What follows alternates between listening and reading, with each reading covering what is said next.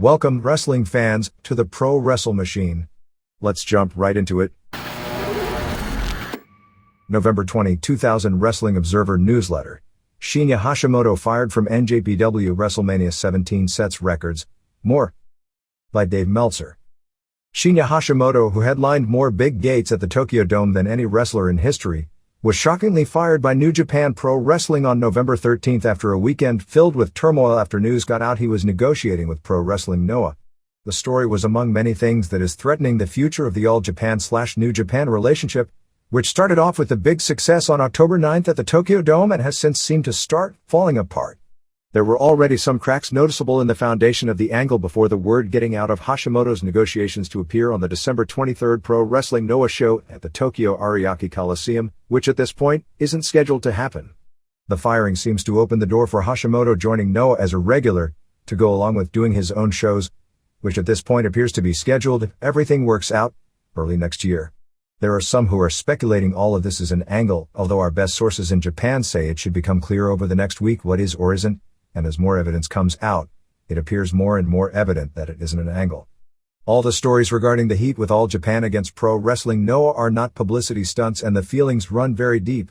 Hashimoto, 35, has wrestled sparingly this year, including losing a retirement match to Naoya Ogawa on April 7, in what was the most watched pro wrestling match in Japan in 14 years, since a match with Antonio Inoki vs. Leon Spinks. He came back for one match on the October 9 Tokyo Dome show with Tatsumi Fujinami in the opener. He's been on the outs with Booker Riki Choshu for some time, some of which is legitimate and some of which has been played up for storyline purposes. His role in the company largely diminished since January 4, 1999, in his now legendary match with Ogawa, which destroyed his reputation as a tough guy when Ogawa, in a match that was pretty well a shoot, destroyed him. The Ogawa-Hashimoto program was the most heated program in pro wrestling over the past 2 years, stemming from that first match, headlined 3 Dome shows after that point. There had been resentment within New Japan among the younger wrestlers since Hashimoto has rarely wrestled, but was pulling down full pay as one of the highest paid wrestlers in the company, earning more than $400,000 this year for only working 4 matches, one of which wasn't even on a New Japan show. Hashimoto would likely have to take a huge pay cut if he became a Noah regular and have to work a full schedule, but his switching and setting up dream matches against the likes of Misawa, Kenta Kobashi, Jun Akiyama and Vader could be just the spark Noah would need to heat up, particularly combining that with getting network television in the spring. Kensuke Sasaki was the most vocal at a meeting of the New Japan Booking Combine, headed by Choshu, regarding Hashimoto not being a team player, since there had been reports of Hashimoto being reluctant to put over Yuji Nagata and Manabu Nakanishi, which Choshu had wanted on the October 9 Tokyo Dome, but Fujinami instead wanted to give Hashimoto a badly needed win and volunteered to put him over himself, which were part of New Japan's major plans for 2001. Although the wrestlers were supposed to be stone-faced at the announcement of the firing, Sasaki wasn't able to hide his smile, since he was the one who pushed hardest for it. The decision was apparently made at a 4-hour booking meeting on November 10 with Tatsumi Fujinami, Choshu, Sasaki, Masahiro Chono, Shiro Koshinaka, and New Japan General Manager Katsuji Nagashima. There were some reports that Fujinami, as company president and as the closest of the group to Hashimoto and the only one in the company who seemed to care about doing storylines for him, was unhappy at being outvoted, and even may resign his presidency over the next week. Fujinami is going to Los Angeles to talk over the situation with Antonio Inoki, who, although divorced from the political structure of the New Japan company, is still one of its major stockholders and something of a business father to Fujinami as he broke him into wrestling.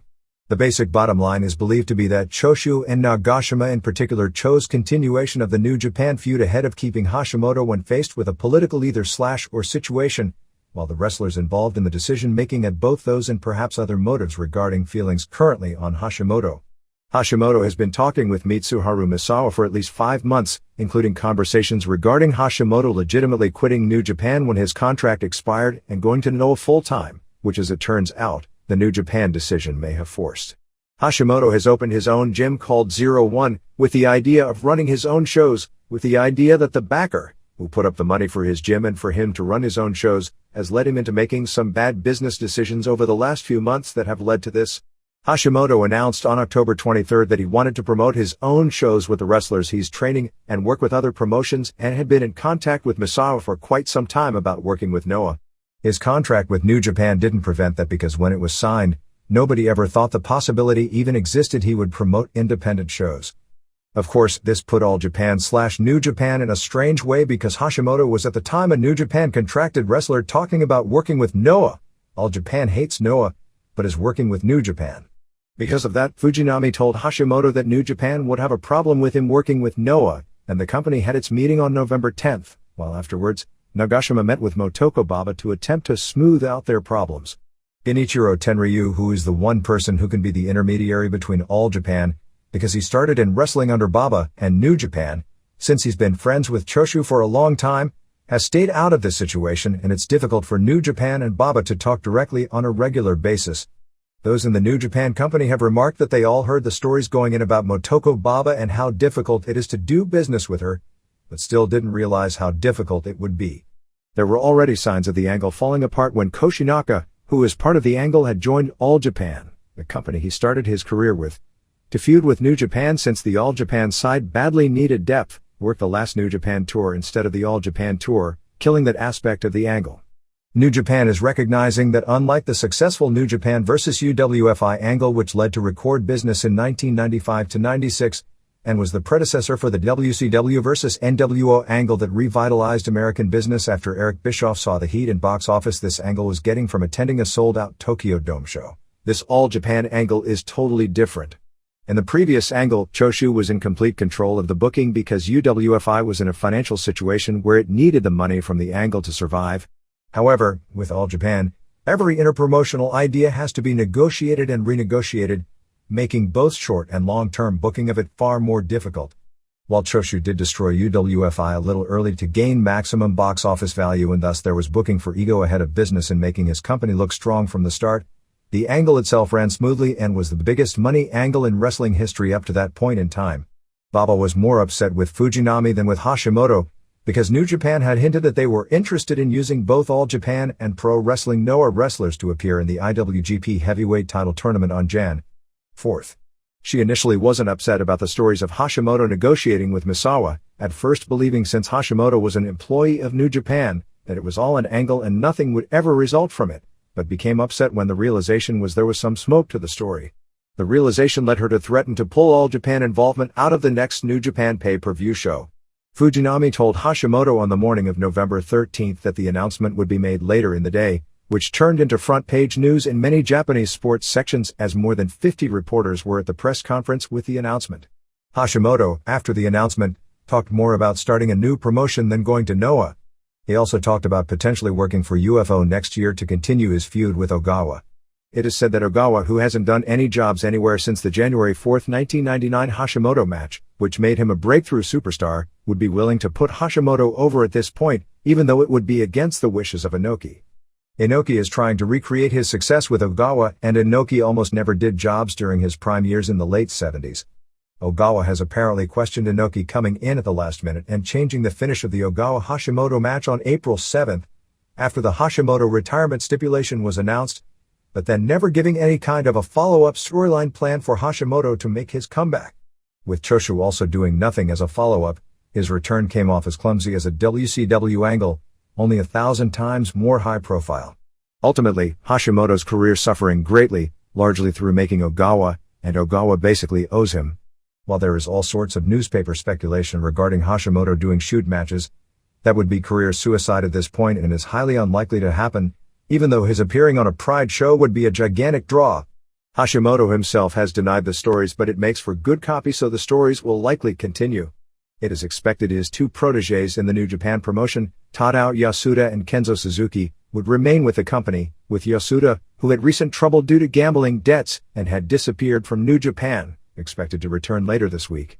Because of the problems in working together, New Japan has yet to come up with lineups for its big shows on December 10th in Nagoya and its second live pay-per-view show from Osaka on December 14th, which originally was going to be headlined by the New Japan G1 Tag Team Tournament winner facing the All Japan Real World Tag League Tournament winner, because Baba wouldn't agree to work together on those shows until Hashimoto said that he won't do business with Noah or New Japan fired Hashimoto. There will be no All Japan presence on the December 10th show, with Chono announcing the card on November 14th. There may also now be no All Japan presence on the December 14th show, which is going to make it a difficult sell without the interpromotional feud. All Japan did make the strange announcement this week that its tag team tournament will not determine its vacant double World Tag Team Championship as was the original plan. Instead, the titles will be determined in a second tournament next year. The feeling on this may be that since All Japan owes New Japan a big win, since they've come out strong thus far, and in particular, Kensuke Sasaki put Toshiaki Kawada over clean, as did its top foreigner, Scott Norton, to Steve Williams, that this may be its turn to return the favor. All Japan still has the mentality to protect its world championships, and it is doubtful the company will ever allow an existing world champion to work an interpromotional match and do a job. In addition, the December 1st release date for the home video and DVD on the October 9th due judge interpromotional show has been delayed indefinitely because All Japan refused to sign the video release forms to allow Kawada, Masafuchi and Williams matches to appear on the New Japan home video because of the problems. Which is the best evidence it's the problems are a legit deal, because why would people cut their own throats in that market for a work? Without those matches, there is no point in even releasing the tape. This is similar to a situation years ago when Kawada worked on a UWFI stadium show but Shohei Baba refused to let Kawada's match air on the home video. Akiyama was publicly critical of Misawa negotiating with Hashimoto, saying that while Hashimoto would sell tickets for the company's first big show, his presence would overwhelm everything else on the company's major show and put the company's own internal angles in the background, which isn't good for the company at this point in time. That's a valid argument for a one-time only appearance if the company was going strong, but not valid if Hashimoto would become a regular or if the company needed something from the outside to sell tickets for a big show. Kobashi was more receptive publicly to doing a program with Hashimoto. Misawa said that he would call a company meeting, and if the wrestlers don't want Hashimoto in, then he wouldn't bring him in. The firing is considered probably the third biggest firing of a superstar in the history of Japanese wrestling. It ranks behind the Japanese Wrestling Association's firing of Inoki on December 13, 1971, after a failed power play, which ultimately resulted in the formation of New Japan Pro Wrestling in March of 1972 and paved the way for an entirely new concept of wrestling. It also ranks behind the May 1, 1988 firing by New Japan of Akira Maeda, after he refused the punishment imposed on him for the famous shoot kick on Choshu the previous November, which led to the formation of the second UWF and paved the way for an entirely new concept of pro wrestling. Given those two historical precedents, perhaps it's even a bigger story than it seems right now, as those two firings proved to be historically. Hashimoto, who has main evented 6 Tokyo Dome sellouts, holds the all-time record in that category, as well as all-time recorded pro wrestling records as a main event drawing card for headlining 7 shows that have drawn in excess of 60,000 fans and 10 shows that have drawn in excess of 50,000. In only the first day tickets were put on sale for the event, the World Wrestling Federation's WrestleMania 17 has already become the biggest grossing pro wrestling event ever held in the United States. Tickets for the event, which will take place on April 1st at the Astrodome in Houston, were put on sale on November 11th, and by the end of business that day, had sold 48,395 tickets for $2,706,680. With the exception of the WWF SummerSlam 1992 in London, England at Wembley Stadium, which is believed to have sold well over 50,000 tickets, there are many conflicting stories as to just how quickly tickets sold because it was announced as a sellout publicly on the first day, and then, in England, they were continuing to advertise that tickets were available and selling tickets until the day of the show. The first day they were put on sale, it is believed to be the most tickets ever sold on the first day they were put on sale in the history of pro wrestling. For recorded sports entertainment, the November 9, 1997 K1 Grand Prix tournament at the Tokyo Dome sold out 54,500 paid tickets in the first 2 hours they were put on sale, which would be the quickest Dome Stadium sellout we're aware of. It is believed that the most tickets actually sold the first day for a Tokyo Dome show was in the range of 40,000, both for the UWF's 1989 show headlined by Akira Maeda vs. Willie Wilhelm and in 1995 for the famous Nobuhiko Takada vs. Keiji Muto match promoted by New Japan Pro Wrestling. While the Houston show won't break any North American attendance and gate records due to the size of the Astrodome, it has already, nearly 5 months ahead of time, broken the American gate record of $1,628,000 for the April 2, 1989 WrestleMania at Trump Plaza in Atlantic City, headlined by Hulk Hogan vs. Randy Savage. The latest available figures, which were as of midday on November 12, were 49,544 tickets sold for $2,735,625. At that point there were 8,600 tickets left on sale, all priced at $20, but because the WWF wasn't nearly as certain about the success of selling the cheap tickets, they had done a promotion with the Houston Chronicle so that those tickets can actually be purchased for $15. meaning the gate would increase somewhere in the neighborhood of $130,000 to $172,000 based on tickets available at this point in time. There are another 3,700 obstructed view tickets that will eventually be put on sale, and another group of tickets that may total as many as 4,400 that are currently being held for potential comps, corporate sponsors, etc., some of which also may be put on sale, meaning a maximum of about 66,200 in the building for the show, but the gate will likely fall short of the North American record of a $3,450,000 in US dollars, more than $4.1 million Canadian, for WrestleMania V held at Sky Dome in Toronto, headline by Hogan vs. Ultimate Warrior. At 66,200 fans in the building, it would be the 8th largest recorded crowd for pro wrestling in history. There are many unverified claims of crowds of 50,000 to 100,000 in India, Pakistan, and Singapore over the past century, and second largest crowd ever in the United States. At this point, the paid attendance is already the second largest ever for a pro wrestling event in the United States, as both the April 5, 1992 WrestleMania at the Hoosier Dome in Indianapolis, Hogan vs. Sid Vicious, which puts 62,167 in the building, and the January 21, 1997 Alamo Dome show in San Antonio, Shawn Michaels vs. Vicious, which puts 60,525 in the building, were heavily papered houses. The largest crowd in the history of American pro wrestling was 78,000, the one forever billed as 93,000, for the March 29, 1987 WrestleMania 3 at the Pontiac Silverdome, headlined by Hogan vs. Andre the Giant. That show sold about 22,000 tickets the first day they went on sale, and unlike with this show, that was with a Hogan-Andre match already announced. The psychology was totally different in that era. Pro wrestling was mainly a walk-up business. Today, usually about 70% of the tickets to a WWF or WCW show will be sold the first day they are put on sale, and large walk-ups are a thing of the past. The largest live gate ever for pro wrestling is believed to be $7 million on April 4, 1998 at the Tokyo Dome for Antonio Inoki's retirement show, headlined by Inoki vs. Don Frye. In the first known long-term study of its time, we've studied active Major League American pro wrestlers at 3 intervals, 1986, 1991 and 1998, to compare both mortality rates, crippling injuries and serious documented drug problems within the profession. Crippling injuries are those which have either left the participant with serious medical problems that would be considered permanent disabilities. Serious drug problems would only be wrestlers who have either had arrests for the problems, known overdoses, or more than one stay in rehab, or a reputation far beyond that of what is considered almost expected within the industry. The wrestlers are put into an either-or category. For example, wrestlers who passed away, such as Gino Hernandez, Buzz Sawyer, and Kerry Von Erich, if they had serious drug issues, are not listed in the category of serious drug issues. Taking the year 1986, our listing of the top American and Canadian-based wrestlers based on major promotion active rosters and major touring names, of those we know the whereabouts of, which is a group of 214 wrestlers, it was a group that at the time averaged 33 years of age, meaning they would be, on average, 47 today. Of that group, 27 have passed away, or 12.6%.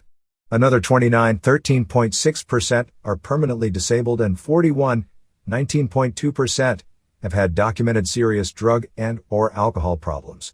For the sake of this study, we did not include any steroid problems in the drug problems, although wrestlers crippled in some form due to steroid use would be listed as permanently disabled. Factoring in steroids would need far more in-depth work because they were something of a necessity in the minds of many wrestlers from that era, and one would think 75 to 90% of the major league wrestlers from that era used them. The other 54.6% are categorized as fine physically. That doesn't mean unscathed, because nobody that wrestles professionally for any length of time isn't going to wind up physically ganged up, but would be considered having the normal wear and tear one would expect from participating in a career in a physically demanding sport. As to what those numbers mean, I'm not exactly sure, other than it would make for an interesting comparison to a corresponding number of people who are between 38 and 55 years old today, who were active in pro sports during the 80s, as well as people of similar ages in the general public.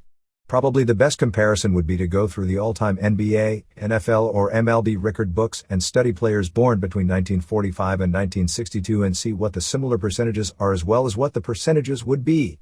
What we know as a positive comparison is that it is doubtful the arrests would be anywhere near that of the NFL.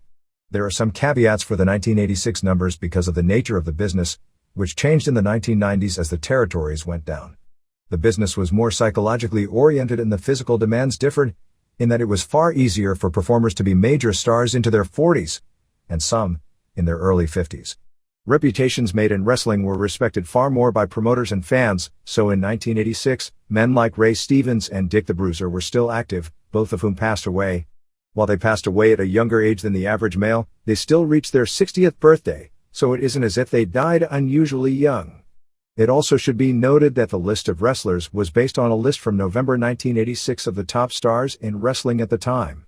For example, both Brian Pillman and Art Barr had already started their careers and were full-time pro wrestlers, but neither was on that specific list of wrestling stars, nor was Jerry Orotsky, Jerry Oski, Jerry Allen, Jerry O, who was a WWF undercard regular, or Rodney Anoya, who was just starting his career at the time, because neither was on that list of stars. Thus, for the process of being fair to the numbers of the top stars from each period, those names aren't figured in. Similarly, the January 1991 list, which does include Pillman, Anoya, and Barr, who were both significant stars by that point, doesn't include Lou Mucciolo Spicoli, even though he was a regular pro wrestler with much WWF TV experience, but he is included in the January 1998 list. Breaking down the deaths of wrestlers from that original list, there were 2 auto accident deaths, 12 heart attack deaths, 5 of which didn't occur at a young age, 50 as the cutoff, and 7 of which did. At least 2 of the young heart attack deaths have been attributed to steroid use and 2 others were known heavy steroid users, but the autopsy listed cocaine as a contributing cause to the heart attack death. There was 1 death of a man who wasn't that young, 54, from complications from diabetes.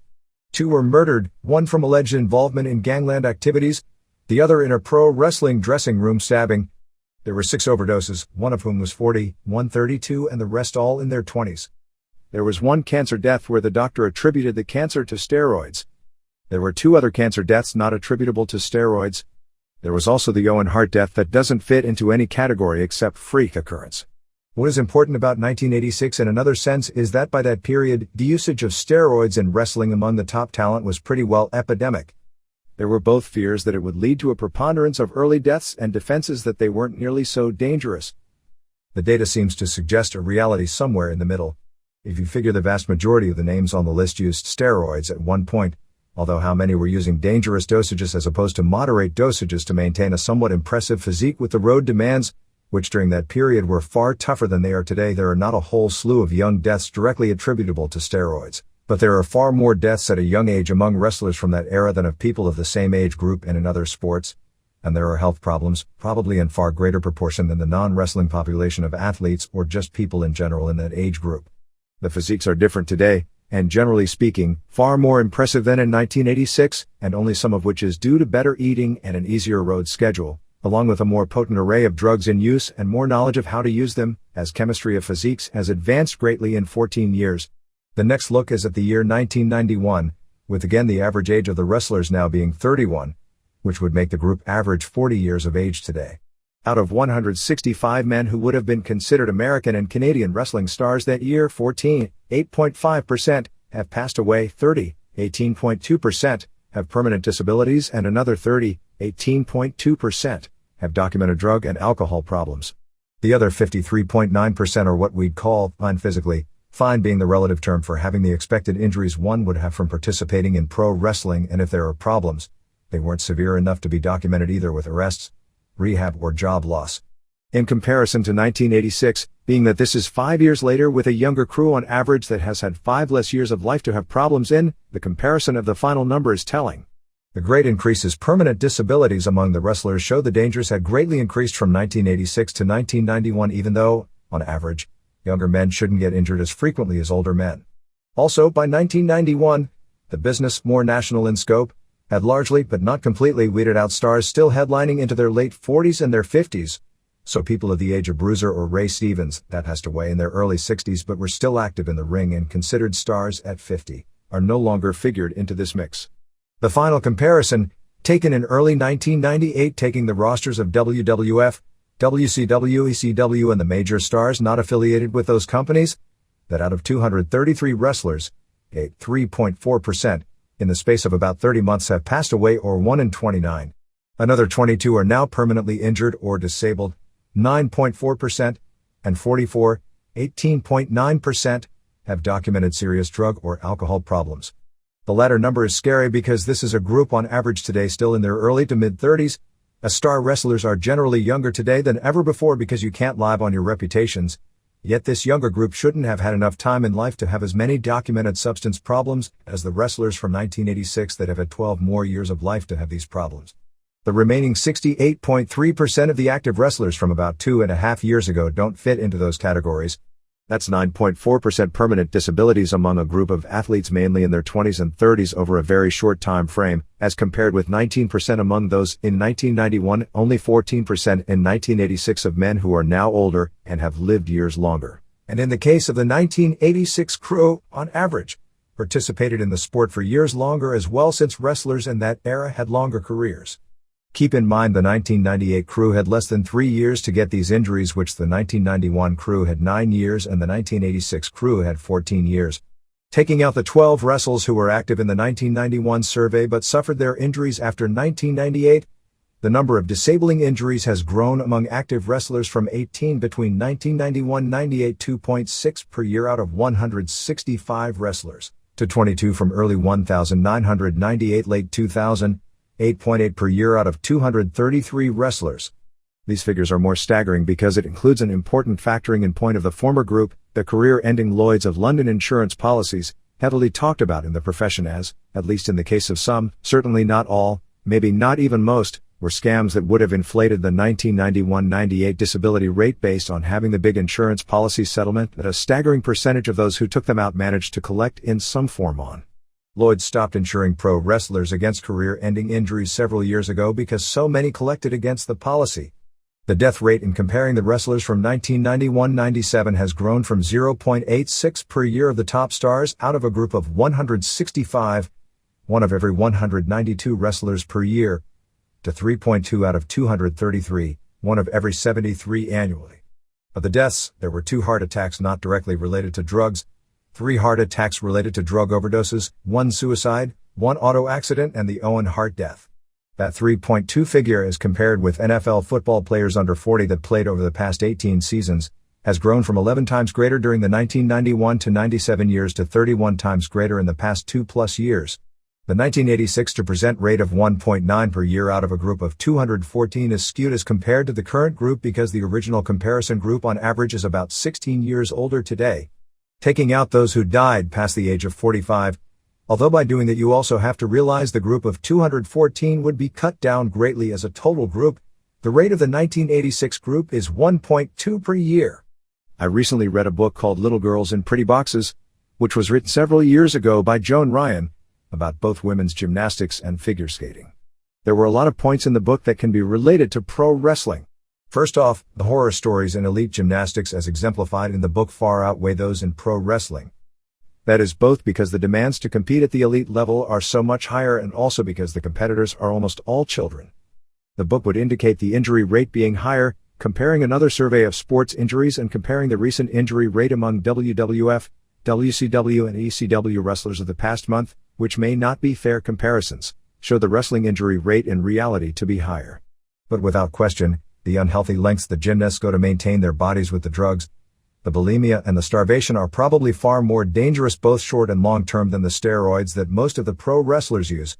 In gymnastics, there are fewer spots in the spotlight and far more competition for those few spots. There is little money at the end of the rainbow, and certainly available to far fewer than in pro wrestling. The sport also has a much shorter career span before your body turns on you, both in terms of breaking down, but also in maturing you right out of the elite level. Gymnastics doesn't have the deaths that pro wrestling has. In the book, only 2, in studying a several-year period, were even cited. One was an elite gymnast who took a bad fall in competition and died of complications after breaking her neck. The other was a gymnast, who many years after retiring, died of anorexia. The gymnastics world attempted to say it had nothing to do with them because she had retired years earlier. In the book, it claimed that the eating disorder that killed her was directly attributable to what she did to compete at a high level in gymnastics, and could never get over it even after leaving gymnastics. It's basically the same, but the opposite, of Yokozuna. The difference between gymnasts and wrestlers is that the gymnasts are very young, and spend so much time in the gym that it's almost impossible for them to get into trouble outside. They don't seem to have the drug problems that lead to overdoses. In other ways, life at the elite level is probably even more dangerous. But since the book came out and so much media pressure based on studying the sport came out, the sport has been forced to address its problems. The USAG has an advisory board now of sports science and healthcare professionals to guide coaches. It has a referral system so gymnasts have access to medical experts. It has seminars for gymnastics leaders to be alert for and addresses the potential problems in the sport. It has meetings with parents at national meets on subjects like nutrition and sports psychology. It has put out a manual covering problems like eating disorders, mental burnout, overtraining and injuries including osteopetrosis. No question there are still serious issues. Serious issues will always exist in any sport or entertainment form where there's a lot of competition for a very few money spots and people willing to take huge risks to get those spots. But major changes have taken place in the past 7 years. The elite gymnasts in the U.S., while still very small, aren't anywhere near as small as they were in 1992, when the media hit the sport hard on its problems. On the flip side, because of routines demanded at the international level because the bar has been raised with more emphasis in scoring on higher risk moves, in many ways similar to today's pro wrestling, it has gotten far more dangerous as far as what is done within competition. Judge Douglas Long, Jr. of Jackson County Circuit Court in Kansas City approved on November 7 the $18 million settlement in the wrongful death lawsuit of Owen Hart. The settlement will be broken down to $10 million for widow Martha Hart, $3 million each earmarked for Owen's children Uya and Athena, and $1 million each to parents Stu and Helen. Martha Hart then publicly separated herself from the family on various media interviews, saying she shares nothing with them except a last name, saying Owen was the white sheep in a black family and saying she would never let her children go to the family house. In other statements, she did praise brothers-in-law Brett and Keith along with Stu and Helen for being the only ones who sided with her during the tumultuous legal battle against the WWF. The WWF agreed to the settlement to end Hart's part of the case, but will try and get back some of the money by legally going after 2 of the other defendants in the case, Lumar Incorporated, which objected to the settlement because it weakened the company's position in its defense where it believed it has no liability, and Njpw Incorporated. Lumar Incorporated manufactured the harness and shackle that released, causing Owen Hart to fall 78 feet to his death, but it wasn't manufactured for that usage. Njpw Incorporated actually sold the shackle, which was manufactured for sailboats, and not for human beings to be dropped from a ceiling, to the stunt riggers that the WWF had hired. The day before the settlement, Njpw Incorporated filed for Chapter 7 bankruptcy in Van Nuys, California. While the settlement ends the legalities of the case of Owen Hart's death, it hardly heals the wounds caused by it. Martha Hart's comments caused a stir within the Hart family, a family that will likely be divided for some time to come over the idea that some members sold out other members in this divisive case. Martha Hart said in a Calgary Sun article, "This is not a close-knit family and I'm not part of it anymore. We carry the same last name, but that's as far as it goes. They betrayed Owen by working against me and his children and I will never consider myself, or my children, a part of that family anymore. I will respect Owen's parents and I will stay in touch with a select few of them, but people need to know that Owen was a white sheep in a black family."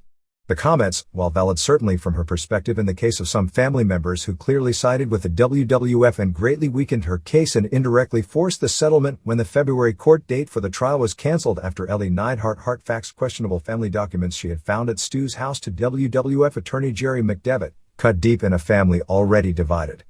Those close to the situation point that everyone in the family didn't work against Martha, who had allies in Brett and Keith, while Wayne, Allison and Georgia had tried to remain neutral. And from a public standpoint the only thing Bruce and Ross did was attempt to work with the WWF on promoting a major wrestling show this past May in Calgary which would have honored Owen and Stu, which ended up being cancelled because it led to negative publicity in the local media because Stu said he wouldn't be at the show. Martha and Brett were publicly critical of the show because the WWF would honor Owen in Calgary against the wishes of his immediate family while the lawsuit was ongoing and the show was to take place approximately 1 year after the death. Bret Hart had not publicly commented on the settlement as of press time, but it is believed he will do so within the next week.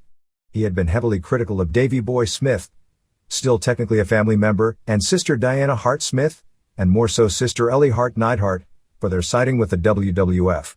Neidhart turned out to be the key in the case, since her alerting the WWF to a questionable deal made by Kansas City attorney Gary Robb, trying to unite the family members who weren't in some form tied with the WWF or attempting to be tied with the WWF. Together, caused an investigation of him, still ongoing, as well as caused the court date to be postponed indefinitely. While Robb remained with an involvement in the case, most of the negotiations were done by Calgary attorney Pam Fisher.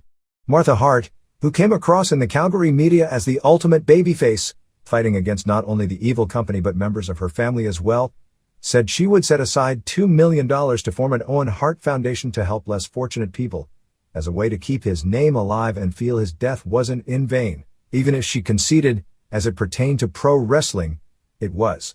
In my view, it's a corrupt business, she said.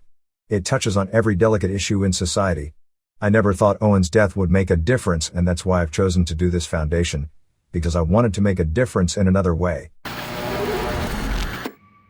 WWFE Incorporated filed a lawsuit on November 9 against L. Brent Bozell, the Media Research Center Incorporated Parents Television Council, South Florida Attorney James Lewis, PTC Executive Director Mark Honig, and any members of the PTC Advisory Board who were parties to what the lawsuit claimed are unlawful conduct. The lawsuit has startling similarities to a 1992 lawsuit filed by Titan Sports and Vince McMahon against Phil Mushnick, which was later dropped. The strategic purpose is likely identical, an attempt to quiet an adversary by putting them in the legal position to where they couldn't comment on WWF subject matter. In this case, unlike with Mushnick, whose influence was indirect, the PTC has done serious damage to the WWF in regard to sponsors walking away from the product.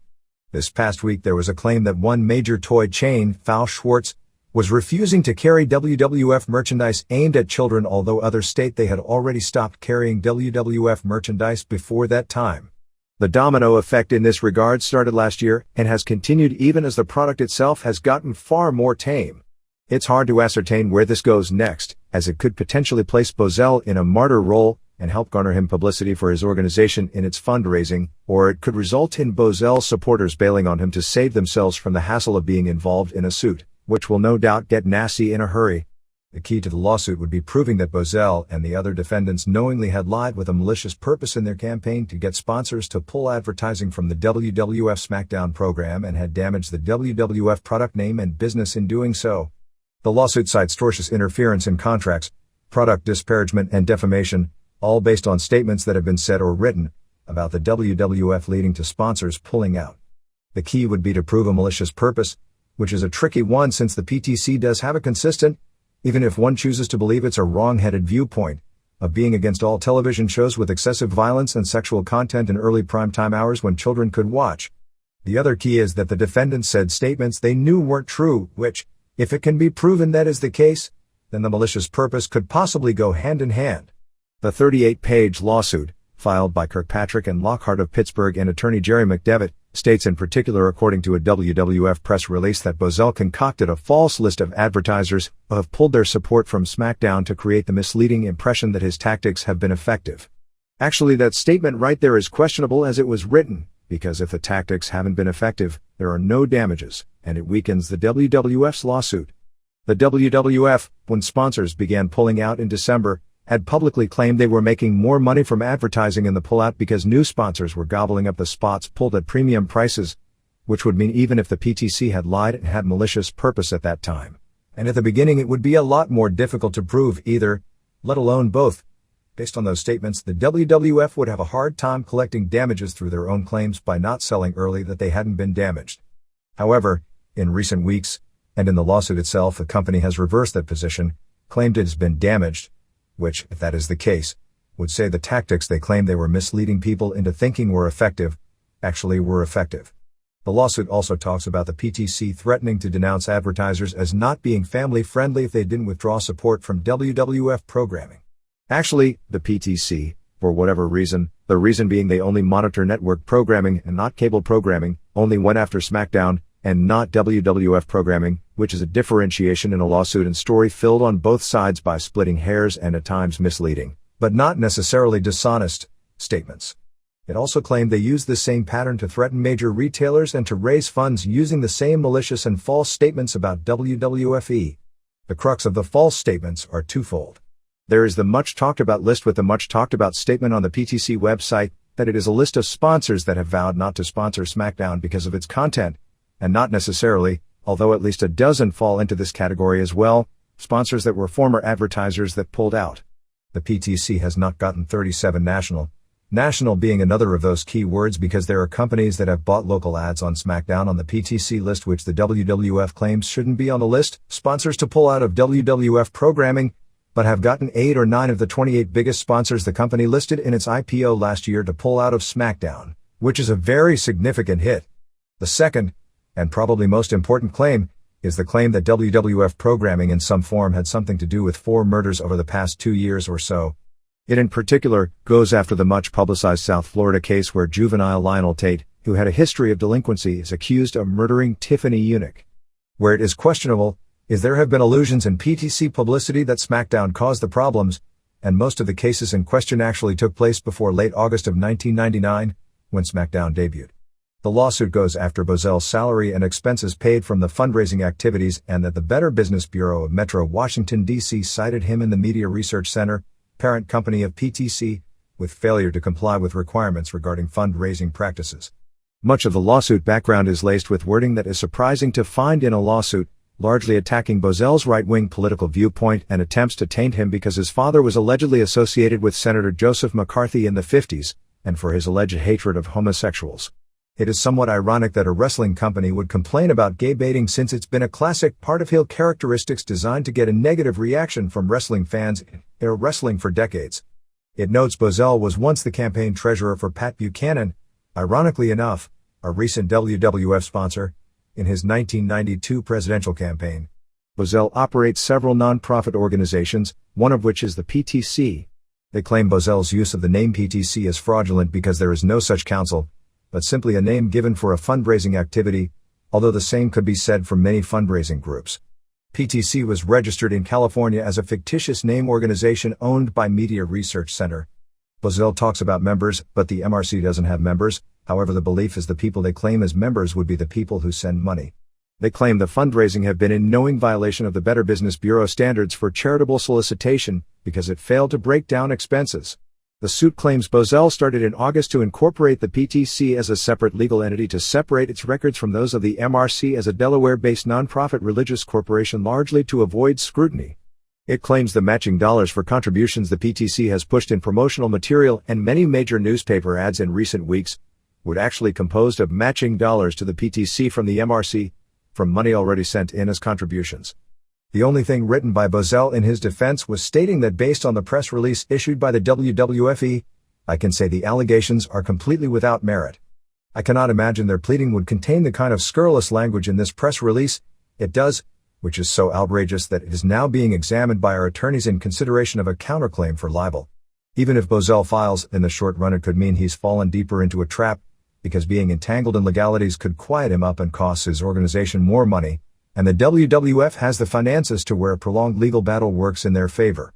A legal stalemate is a realistic win for the WWF in a game where moral right and wrong, whatever that really means, or even the end result, because it's doubtful it will ever get so far as to have a trial, may not matter nearly as much as strategy played.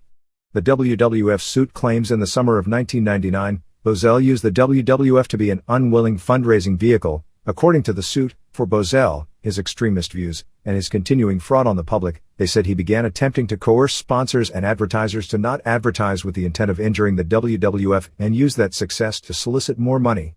Any group has the right to inform advertisers that they disagree with the product they advertise on. They can even pressure, using boycotts or bad publicity as a threat, so long as the information they use to inform advertisers and lead to the decisions they make isn't fraudulent, which is the key here. So the case depends on the veracity and knowing falsehood of the claims they've made. The suit claims Bozell used the big lie, a term used as an offshoot because his father allegedly was involved with McCarthy, whose political tactics in later years were referred to as such, to tell advertisers that the WWF is guilty of blatantly marketing pornography to children. The veracity of that statement depends on one's definition of the word pornography, but there has been enough product content that one can certainly make a case, and even a strong one, in defense of that, because there have been things on the show, particularly in 1999 during the Vince Russo era, that would certainly fit into at least a loose definition of pornography, and children made up a strong percentage of the viewership at that time, and in fact, a stronger percentage at that point than now. The irony in the claim that the term pornography was a libelous term is the same lawsuit, in exclaiming the popularity of the WWF product, cited in specific that China and Sable were on the cover of Playboy, a magazine routinely considered soft-core porn. There is claim he said that WWF programming violates criminal laws, which if he did say it, would be far more questionable because that's a statement that appears to be without any foundation. That WWF programming caused the murders of 4 children is the crux of whatever actual meat there is in the lawsuit.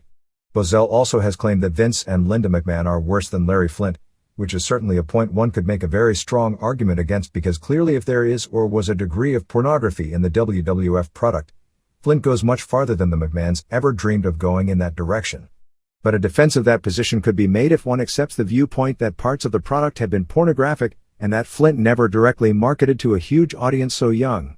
Probably the gist of the case, if the case is anything more than attempting to quiet down Bozell and stop what seems to be regular stories about sponsors pulling out, is the Lionel Tate alleged murder of Tiffany Unick in South Florida, which gained widespread local publicity and some national publicity when Tate's public defender, James Lewis, attempted to use pro wrestling for a diminished capacity defense in the case.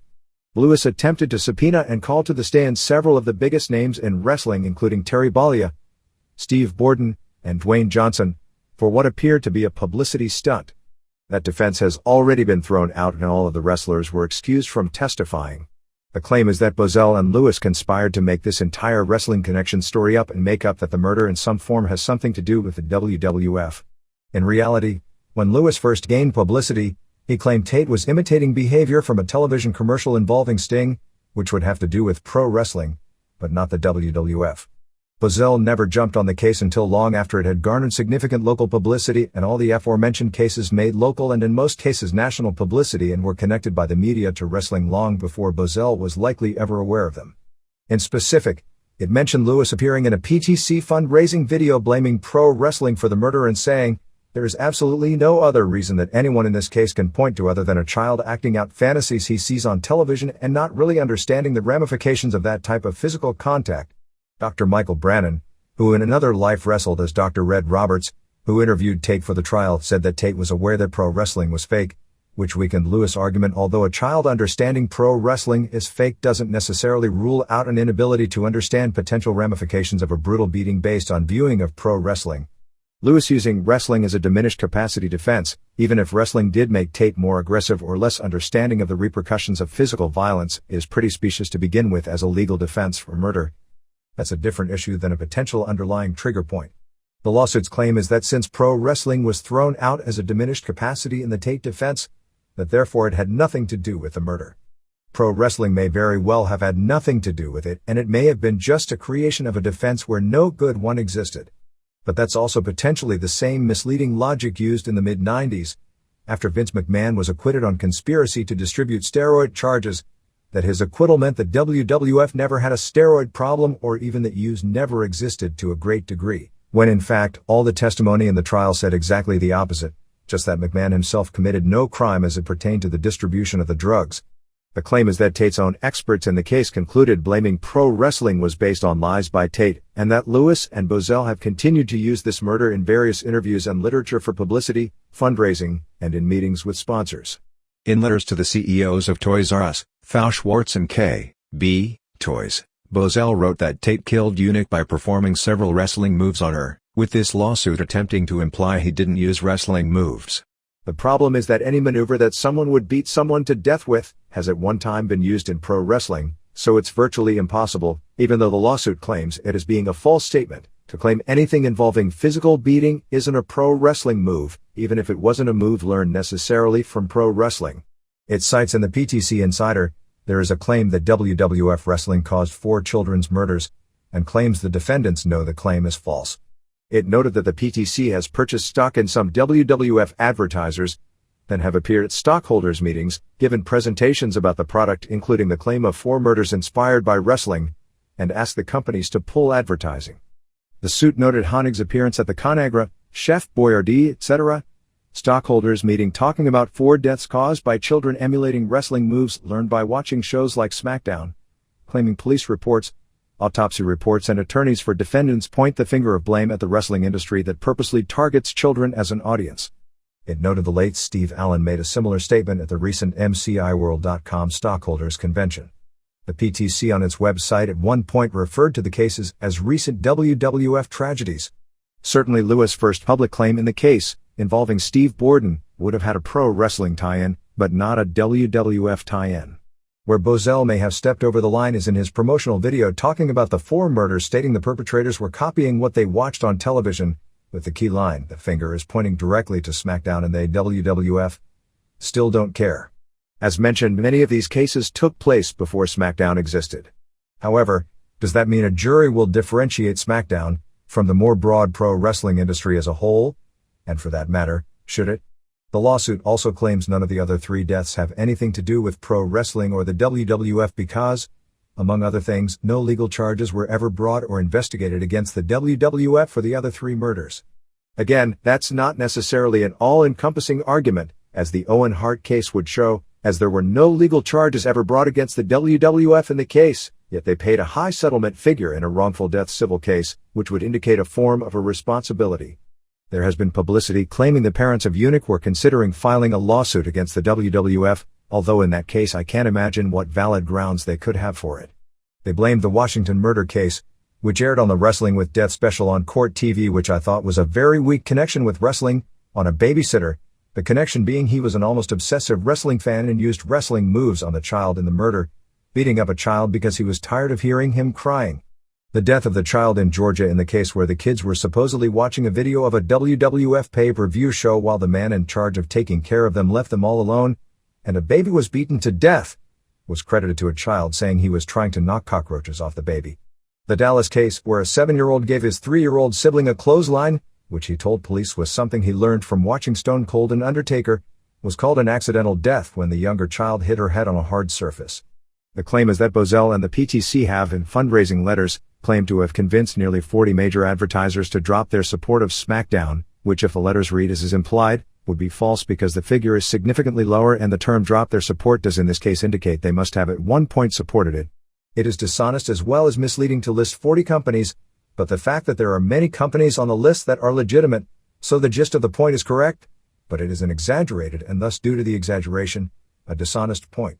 Whether a valid point but exaggerated to being dishonest constitutes libel, as opposed to an exaggeration, is a tough one to call, because the legal terminology constituting libel is reckless disregard of the truth. Of course, and this is no defense of anything, only an irony, that figure claimed is no less accurate than 14 million voters watching WWF programming every week or the ridiculous claim of 500 million viewers watching worldwide that they use to claim, or any of the routine exaggerations that are part and parcel of every business, let alone the infinite exaggerations and outright lies within the pro wrestling business.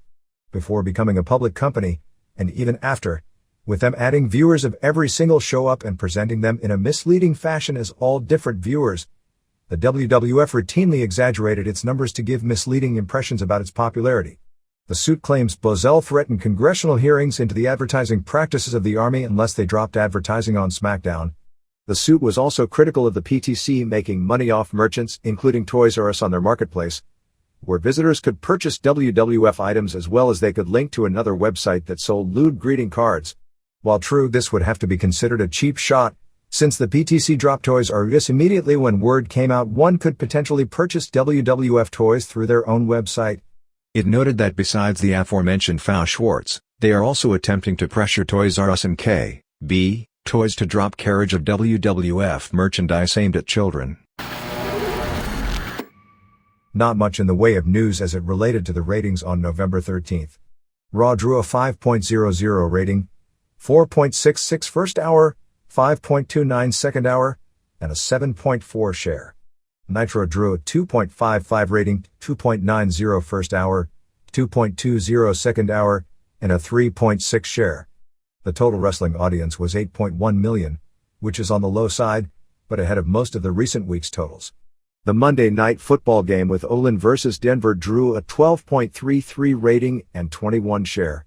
Raw drew a disappointing 5.30 rating for the overrun for Radicals vs. Austin and Rock and China and Gunn.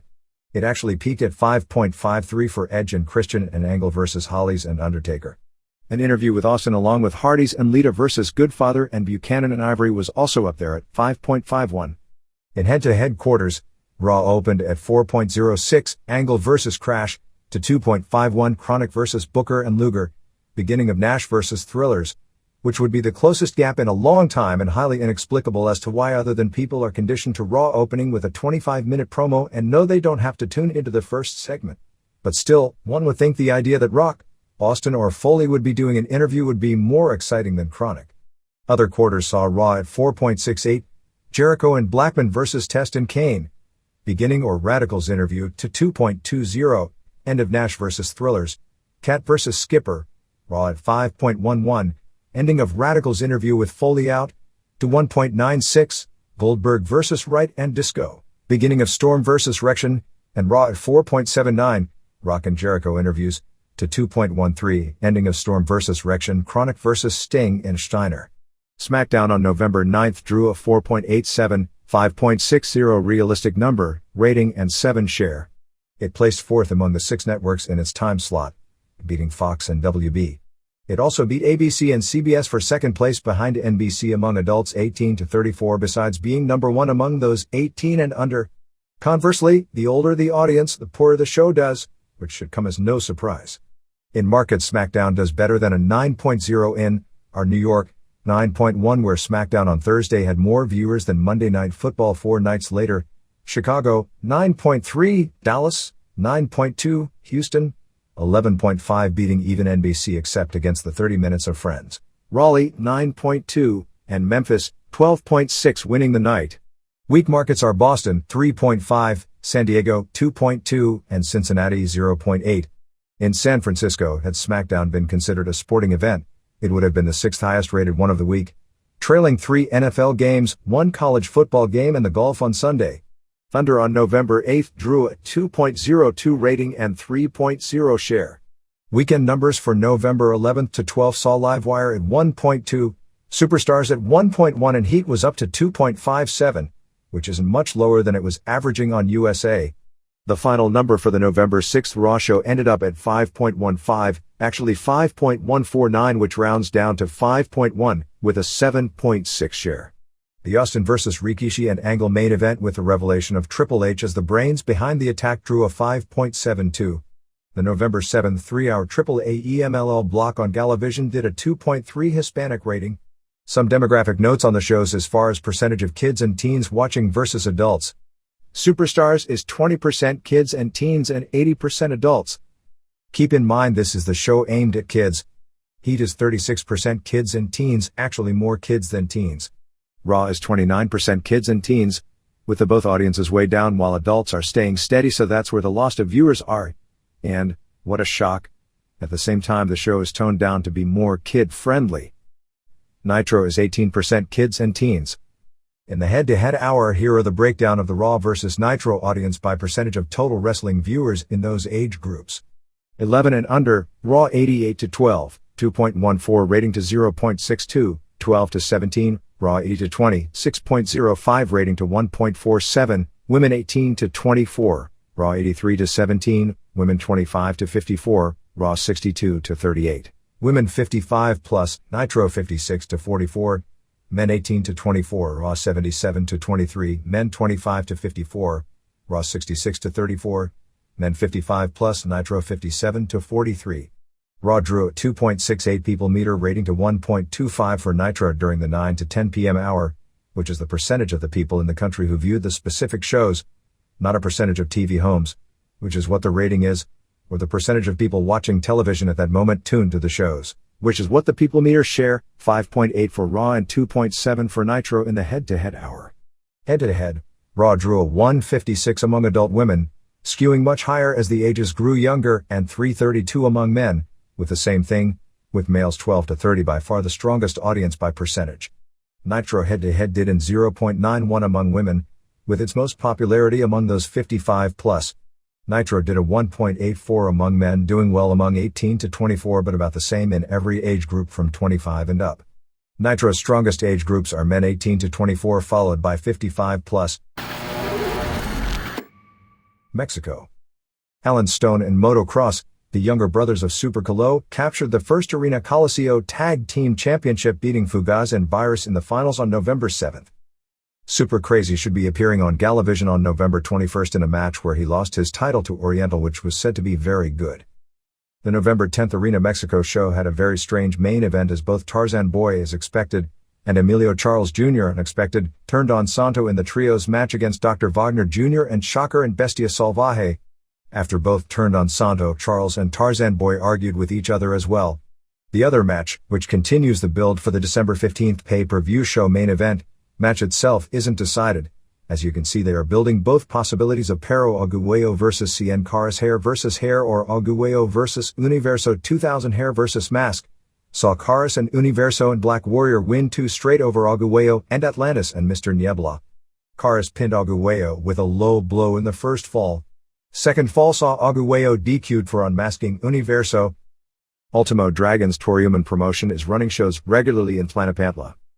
Newcomer to Arena Mexico, Veneno, working the mid-cards, is the brother-in-law of Negro Casas and a promoter in Panama who is said to also be a real bad wrestler. A correction on the lineage of the old UWA middleweight title. Jeff Hardy, as Will-O-the-Wisp under a mask, won the vacant title in Japan in 1998 in an elimination match over Ikuto Hidaka, who worked ECW earlier this year. Hardy dropped the title to Pablo Marquez in Puerto Rico, who then dropped it to Super Crazy, who dropped it to Oriental. We had it listed last week as Hardy losing to Crazy and the belt as being the old UWA welterweight title. Actually, the belt talked about in last week's story could have been the welterweight title, because Crazy won it in 1998 as well. Pro Wrestling Noah. With Jun Akiyama having already broken from the No Fear Hill group, they met for the first time since the breakup on November 11th in Kyoto with Yoshihiro Takayama and Takao Mori beating Akiyama and Kentaro Shiga. Apparently there was a lot of heat when Akiyama faced both men, but Shiga ended up being pinned after a high German suplex by Takayama. Mitsuharu Misawa vs. Vader and Kenta Kobashi vs. Akiyama will be the 2 main events at this point on the December 23rd Ariake Coliseum show. New Japan. On the last tour they did a deal where G-Eggs and Team 2000 had a series of matches and the winning side would be able to make the December 10th Nagoya House show lineup. Team 2000, which announced this week that even though 2001 is coming, they are going to keep the name Team 2000, won the majority of matches. They announced the main event would be a tag match title match involving Team 2000 members against each other, with the winning team splitting $50,000 put up as a promotional sponsorship of the show by Circle K stores, with Satoshi Kojima and Hiroyoshi Tenzan defending the IWGP tag belts against 2 other members of Team 2000. Also announced was Minoru Tanaka defending the IWGP Junior title against a Team 2000 member, which was very curious since all the members of the team are heavyweights. Masahiro Chono also announced that a Team 2000 member would get a shot at Kensuke Sasaki and the IWGP heavyweight title on the card, which is considered funny since Sasaki vacated the title last month after losing to Toshiaki Kawada in the non-title match to set up the Tokyo Dome tournament on Jan 4th. Other matches announced were Osamu Nishimura vs. Tadao Yasuda, returning after disappearing due to gambling debts. Likely brought back on November 17th to show publicly he's staying with the company since he's a protege of Hashimoto. Jushin Liger and El Samurai vs. Shinya Makabe and Tatsuhito Takaiwa. Koji Kanemoto vs. Kendo Kashin. Katsuyoshi Shibata vs. Wataru Inoue. And in the opener, Chono is putting the members of G-Eggs as punishment, with Yutaka Yoshi and Manabu Nakanishi and Yuji Nagata vs. Kenzo Suzuki and Takashi Iizuka and Junji Hirata. First Tokyo show of the tour is November 19th at Differ Ariake with Kanemoto vs. Makabe, Tanaka and Takaiwa vs. Kashin and Kid Romeo, Tatsutoshi Goto and Frya vs. Yasuda and Osamu Kido, Sasaki and Koshinaka vs. Team 2000 Machines, believed to be Michiyoshi Ohara and Jeff Farmer aka Super J under masks. Super Strong Machine, Junji Hirata under a mask, and Liger vs. Chono and Scott Norton and Iizuka and Nagata vs. Nakanishi and Yoshi. Final bouts are part of the tag team tournament. Chono also announced Team 2000 had set their sights on Shiro Koshinaka, since he helped All Japan against Team 2000 in a couple of matches last month before that angle was dropped. Don Frye, who was scheduled for the tour that starts on November 17th, was announced this week as being ill and may miss some dates early in the tour but would be coming in. Former WCW wrestler Romeo, who had some good matches earlier this year as part of the Super Junior tournament, and was then fired by WCW, largely for an attitude problem, returns on this tour in the junior heavyweight division. November 4th TV did a 2.1 rating for a show that started at 2:35 a.m. Other Japan notes. Antonio Inoki is planning on doing a UFO show in January with the idea of getting a former world heavyweight boxing champion from the United States to job to Naoya Ogawa in the main event, as Inoki is attempting to promote Ogawa similar to how Inoki became a legend in the late 70s. Ogawa suffered a torn tendon in his middle finger in his October 31st match with Masaaki Sadake, won't be able to train for 4 weeks, so he's probably out of the New Year's Eve Osaka Dome show where no doubt his presence was needed. FMW ran its November 12th pay-per-view from Yokohama Bunka Gym before about 2,500 fans, announced as 5,400, which is a weak crowd for a major show. The card was headlined by Koto Fuyuki vs Hayabusa for their world title. Hayabusa was clearly bothered by problems with his elbows and hands, and it wasn't a good match, although Hayabusa did his trademark Phoenix Splash, Falcon Arrow and Firebird splashes before being pinned after a clothesline in 23:01. Fuyuki then did a babyface promo regarding what a great fighter Hayabusa is and welcomed him to return next May after the operations on both elbows. The operations are scheduled for November 22nd. When Hayabusa was shaking hands after the match with fans, Tetsuhiro Kuroda went heel and DDT'd him. Kentaro Kanemura kept the Woo Hardcore title, pinning Masato Tanaka in a so-so match. Kanemura had Big Japan's Ryuji Yamakawa in his corner as a manger. Tanaka's head was all taped up as he got 20 stitches from an earlier fluorescent light tubing attack. Kanemura splashed Tanaka through a table leaping from the balcony. It isn't unusually high. I remember jumping off it years ago and it wasn't what you'd call a high-risk jump.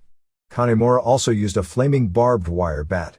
Kuroda pinned Mr. Genosuke in a match where if Genosuke lost, he'd have to retire, which I'm figuring nobody by this time believes. Kuroda used the pedigree to win. Hideki Hasaka and Mammoth Sasaki won the Woo Hardcore tag titles from XPW's Homeless Jimmy and Supreme in a bad match which saw them brawl outside the arena, crashing the ring announcer's car as the highlight. Christie missed work the show, taking off her jacket right before the finish. Geto and Jado and women wrestler Kaori Nakayama kept the 6-man titles over Pat Tanaka and Brad Elliott and Blade in a match where the Americans were big guys but real green. They also had a match where Flying Kid Ichihara wrestled Shinjuku Shark with the winner getting Karuko Arai, which Ichihara won. But then after the match, Arai told Ichihara that she was in love with Shark and she left with him anyway. Woman wrestler Takako Inoue had a nude photo book come out recently. Here and there. 5 days after Scott Hall's latest arrest on a probation violation, Hall and estranged wife Dana agreed on child visitation rights just before a judge was going to issue a ruling on the case. Hall, who filed a motion to get sole custody of his children, charged Dana with being an emotionally and mentally unstable and an unfit parent. The two agreed that Hall would get overnight visitation rights on Wednesdays and Thursdays every week and Wednesday night through Sunday morning custody every other week. The plan to televise the December 15th Mexico EMLL pay-per-view in the United States live has been dropped. There simply wasn't enough lead time to put it all together, and EMLL hadn't finalized the main event, believed to be Pero Aguayo in either a hair versus hair with Cien Caras and hair versus mask with Universo 2000, before what would have been the U.S. advertising deadline. They are working on an idea of airing the subsequent EMLL pay-per-view show live in March. Just to clarify something from last week, Bob Backlund received 28% of the vote in his run for Congress. When Jesse Ventura ran for governor, he won with 38% of the vote in a 3-man race. Afa the Samoan, who has been in David Tua's corner in most of his pro fights, wasn't in his corner in the Lennox Lewis fight on November 11th because he was in Los Angeles for Rodney Anoya's funeral. AAA's Guerra de Titanes takes place on November 18th at the Hofheinz Pavilion in Houston with Latin Lover and Hector Garza versus Heavy Metal and Pero Aguayo Jr., and Cibernetico and Abismo Negro and Headhunters versus Octagon and Mascara Sagrada and La Parca Jr. and El Alebrije plus Los Vipers versus Los Vados Locos, minis and women. They continued the MCW versus PPW feud as the highlight of Memphis Wrestling on November 11th. Mick Foley did an interview last week saying he was, as WWF commissioner, also commissioner of PPW and MCW. Randy Hales then announced this week that Bill Dundee was PPW commissioner. Then when MCW wrestler Steve Bradley beat PPW wrestler Spellbinder for the PPW title when MCW wrestler Fabulous Rocker interfered with a sign and was wearing a ref shirt to count the pin, Dundee reversed the decision. Lawler threw a fireball at Brandon Baxter after an unseen angle where they claimed Wolfie D attacked Lawler with a tire iron when he was trying to help Baxter change a flat tire. Chris Condito collapsed backstage at a MUF show on November 12th in Maryland, and it must have been very serious since Axel Rotten was on the house mic in what wasn't an angle asking fans to say a prayer for him. Condito, who didn't work the show, his match was scheduled after his collapse as the main event, was back home the next day. Sabu added the NWA title to his XPW title and his belt he holds for Stampede Wrestling with a win over champ Mike Rapana on November 14th in Tampa before about 500 fans after putting him through a table. The two have rematches set for December 1st in Michigan and December 12th in Tampa.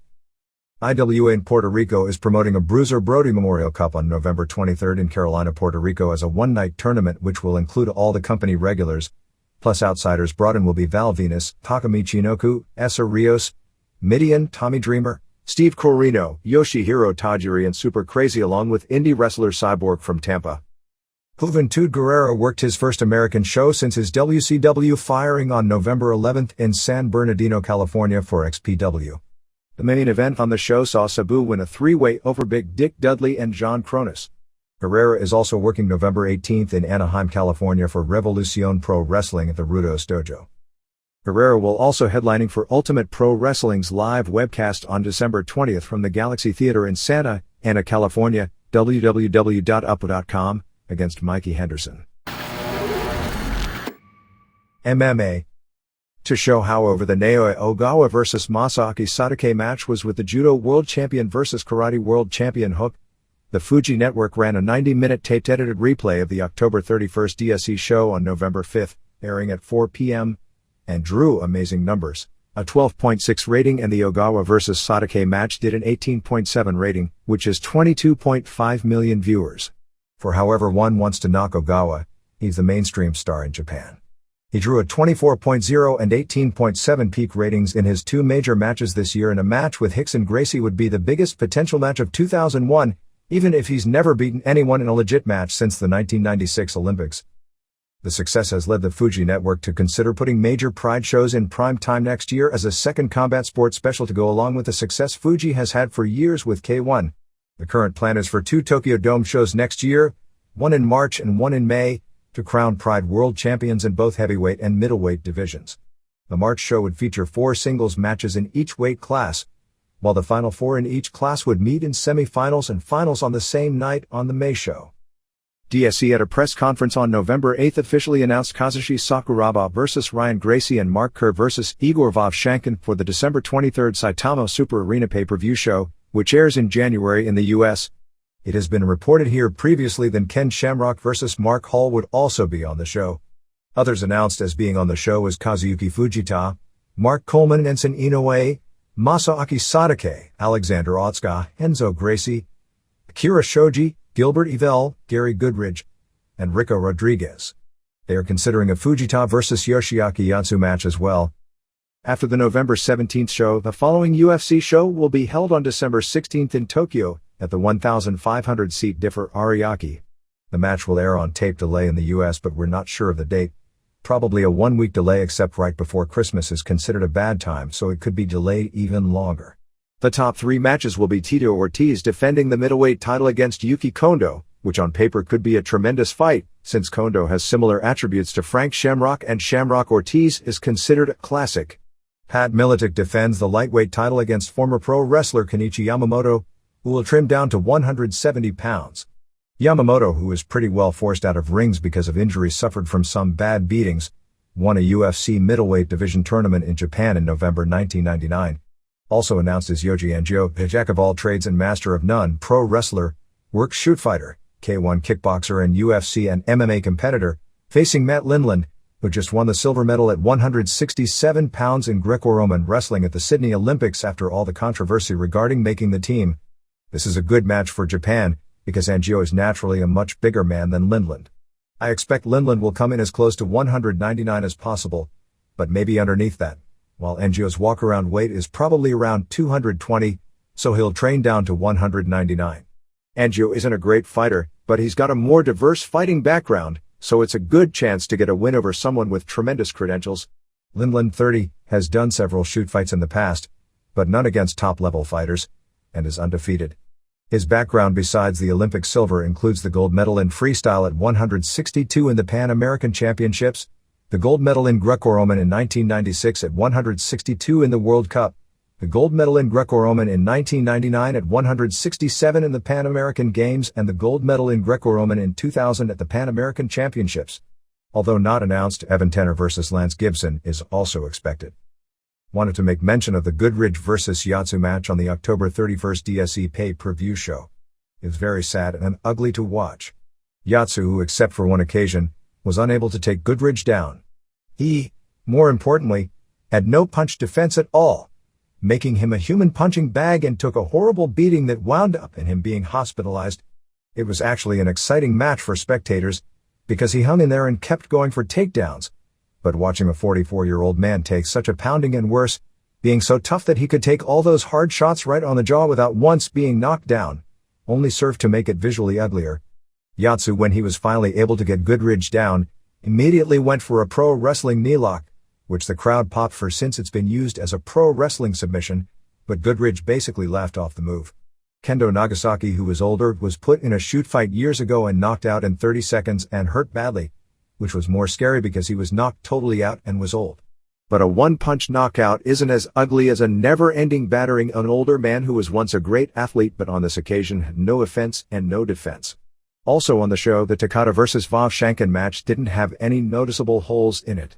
Takada scored a lot of leg kicks in the first round. Vovshankin had a huge thigh bruise. It was very strange to watch. When Vovshankin finally mounted him in the second round, he threw a few punches and Takada tapped pretty fast. Takada went in surprisingly calm and was far more comfortable in the ring against someone who was actually the most dangerous opponent for him he'd ever faced.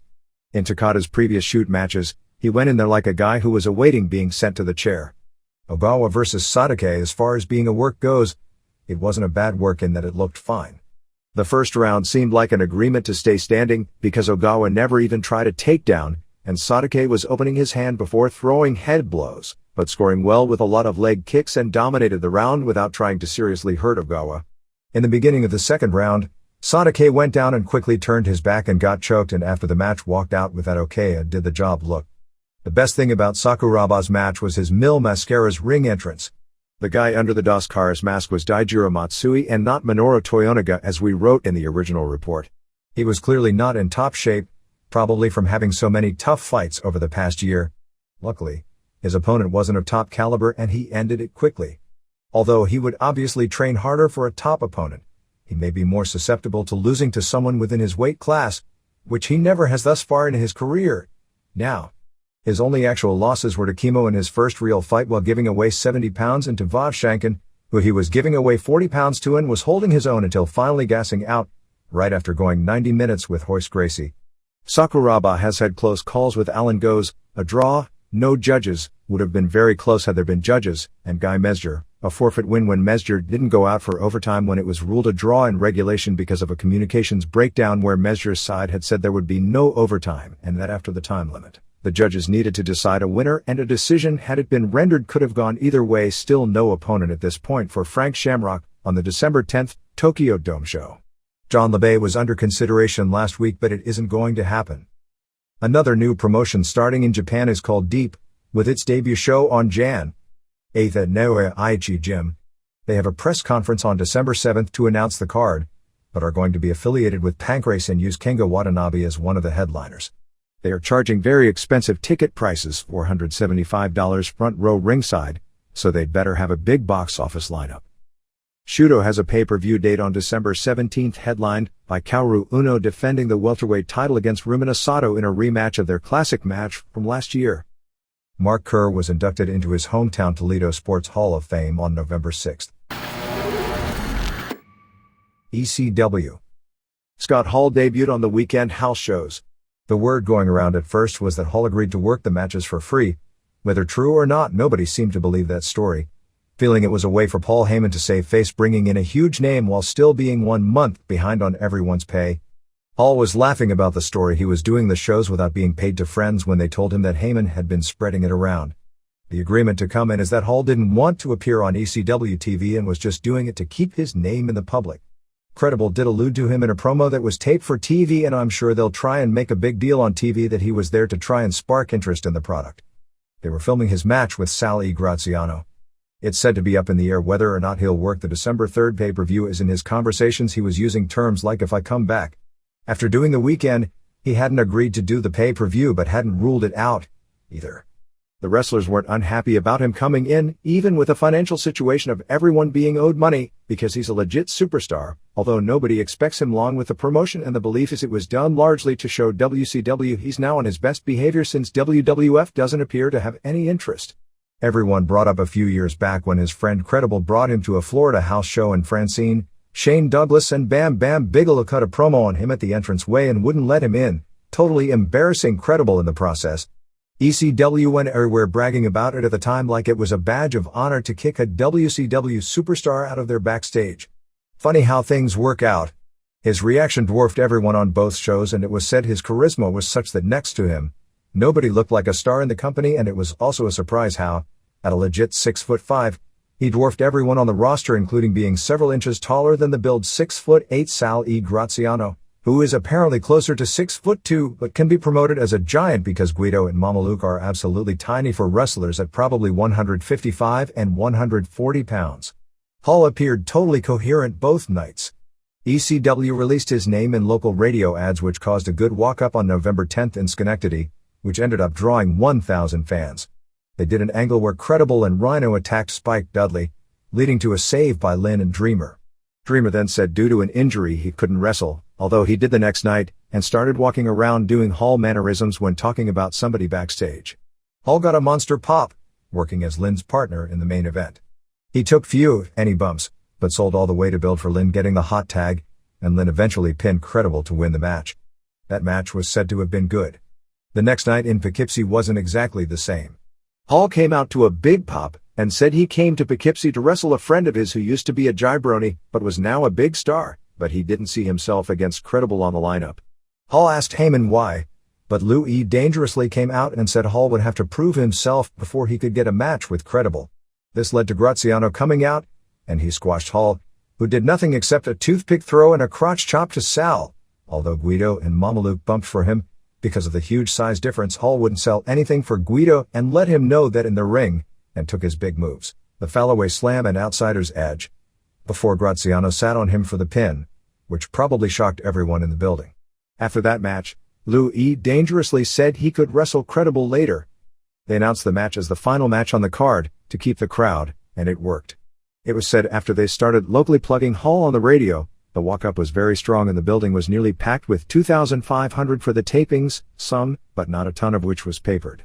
Hall, who didn't get nearly the reaction his second time out, pinned Credible using the edge in a match said to be really bad if you watched it close, but the fans liked it as Hall didn't have to do anything as long as they saw his ring entrance, him saying hey, yo, his mannerisms and an outsider's edge at the end. And he knew it, so it worked, doing what was described as a 1990 WWF match, basically walking, talking and doing as little as possible but all the posing they want. It worked to the crowd live, but we were told it would really be exposed if it aired on television. They had to tape 3 hours worth of TV in Poughkeepsie because it was the final house show before the December 3rd pay-per-view. The November 17th and November 18th shows in Toledo and Cincinnati were canceled, as was the Thanksgiving weekend shows scheduled for the Kansas City area. They were canceled weeks ago. Because there may not have been enough tape for 3 first-run TV shows leading to the pay-per-view during midweek, there was work done to try and do a last-minute booking of the Elks Lodge in Queens, New York, where ECW used to tape hot TVs, because it's only an 800-seat arena that ECW can fill with a week of publicity, for some time over Thanksgiving weekend to shoot some new angles for the pay-per-view. At press time, it appears 90% against that being able to be put together. Poughkeepsie was said to be very good, the best ECW show since the Hammerstein Ballroom shows and the Mississauga show, while Schenectady was said to be very bad except for Hall's match. Backstage it was said that the wrestlers had never trashed Heyman, who wasn't there as much as they did that night. By the next night with a hot crowd and good show, everyone was feeling better. There were people complaining that Heyman had seemingly really lost it by airing the footage of Jim Mitchell being attended to by the EMTs on the TV show this week. In Poughkeepsie, Styles and Gertner did an intro with Styles ripping on a fan holding a sign saying Mike Tenay was a better announcer. Credible and Francine came out and mocked Hall. Michael Shane from San Antonio beat local jobber Mike Bell in a nothing match except one great Tope Con Hilo by Shane. De Niro and Money and Hemrick beat Whipwreck and Crazy and Tajiri when Crazy accidentally hit Tajiri with a missile dropkick and Tajiri was pinned, causing a breakup. Said to be a very good short match. In the best match, Tajiri then pinned Crazy. I'm told it would have been a great match under other standards, but it wasn't at the level of the matches those two used to have. But fans liked it because they broke 2 tables and had a hot finish when Crazy went for an Osai moonsault but Whipwreck used the whippersnapper to set up the pin. During and Roadkill beat Prodigy and Bilvis Wesley when During pinned Prodiget. FBI hit the ring and cut some of During's hair and cut off Roadkill's beard to set up a match on the pay-per-view. Nova beat Guido. After the match, they tried to cut Nova's hair, but during and Roadkill saved him. Corino defended the title against Lin. Corino wrestled Hill style was still had 25% cheers. Credible apparently set up a three-way as the pay-per-view main event by caning both guys. Lin was helped back. Corino said he wanted to wrestle someone, so Sandman came out for his 10 minutes ring entrance. Corino won using his old school expulsion on the guardrail in a good match. They taped another open, with C.W. Anderson, Swinger, and Diamond coming out. Diamond chased Styles and Gertner out of the ring. York and Matthews came out with Dreamer to set up a six-man. They brawled all over the place with York and Matthews bleeding everywhere. It was the highest profile performance thus far for York and Matthews. Gertner was at ringside, took off his shirt, revealing the classic physique with the Kimala stars on it, splashed Diamond and Dreamer DDT'd Diamond, allowing Gertner to pin Diamond to win the match. Heels left them laying afterwards. Rhino pinned Cash after a piledriver off the middle ropes. Rhino was about to put Cash through a table when Spike Dudley made the save and gave Rhino an acid drop. Apparently they are doing Spike vs. Rhino on the pay-per-view. Chili Willy beat DeVito. After the match, Angel hit Willie with a chair, but Mahoney made the save and hit both Baldies with chair shots. New Jack, who worked in Schenectady, was limping really badly backstage in Poughkeepsie and didn't work the show. Angel also worked the first night, with his head and arm noticeably discolored and burned from the pay-per-view. A correction from last week on the ECW pay-per-view report. Christian York's real name is Jason Spence and it is Joey Matthews who is Adam Birch. Heyman is said to be down right now on using Juventud Guerrera, both because of his price, and because he worked XPW over the weekend.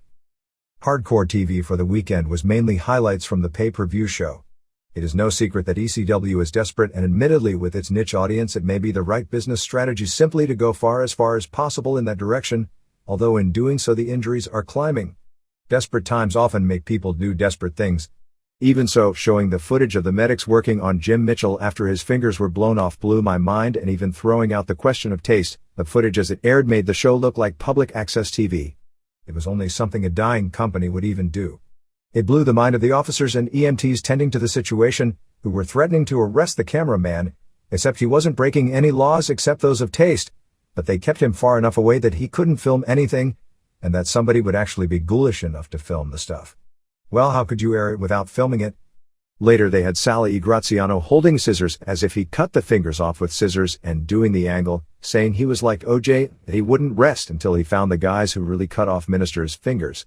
All for an angle that isn't going to draw a dime anyway. Unlike in WWF or WCW, most of the ECW audience knows that it's a bogus angle, and I think the ECW fans want a promotion not to insult their intelligence. They aired a few new interviews. Dreamer did one in front of the crowd before the pay-per-view in Chicago, talking about how bad WCW was, and bragging about how they outdrew Nitro the next night. That was sad too, because they didn't even come close. 4,600 paid to 2,600 paid, and even if they had beaten a dying WCW, that is hardly something to brag about these days anyway, let alone call attention. They barely drew half of what a dead company drew.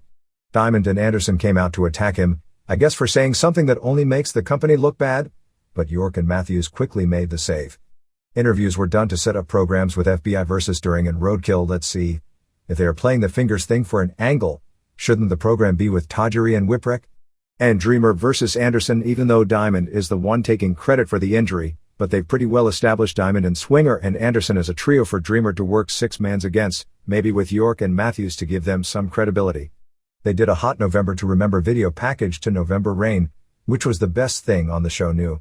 It's an annual ECW tradition to put together a musical video to that song, but in the past it's been done the week before the end tour show to hype the show. The match highlights from the pay-per-view were also very good. Show ended with a cliffhanger of Cyrus recruiting Lynn, and Lynn seemingly considering the offer. It's the same angle they just did a few months ago.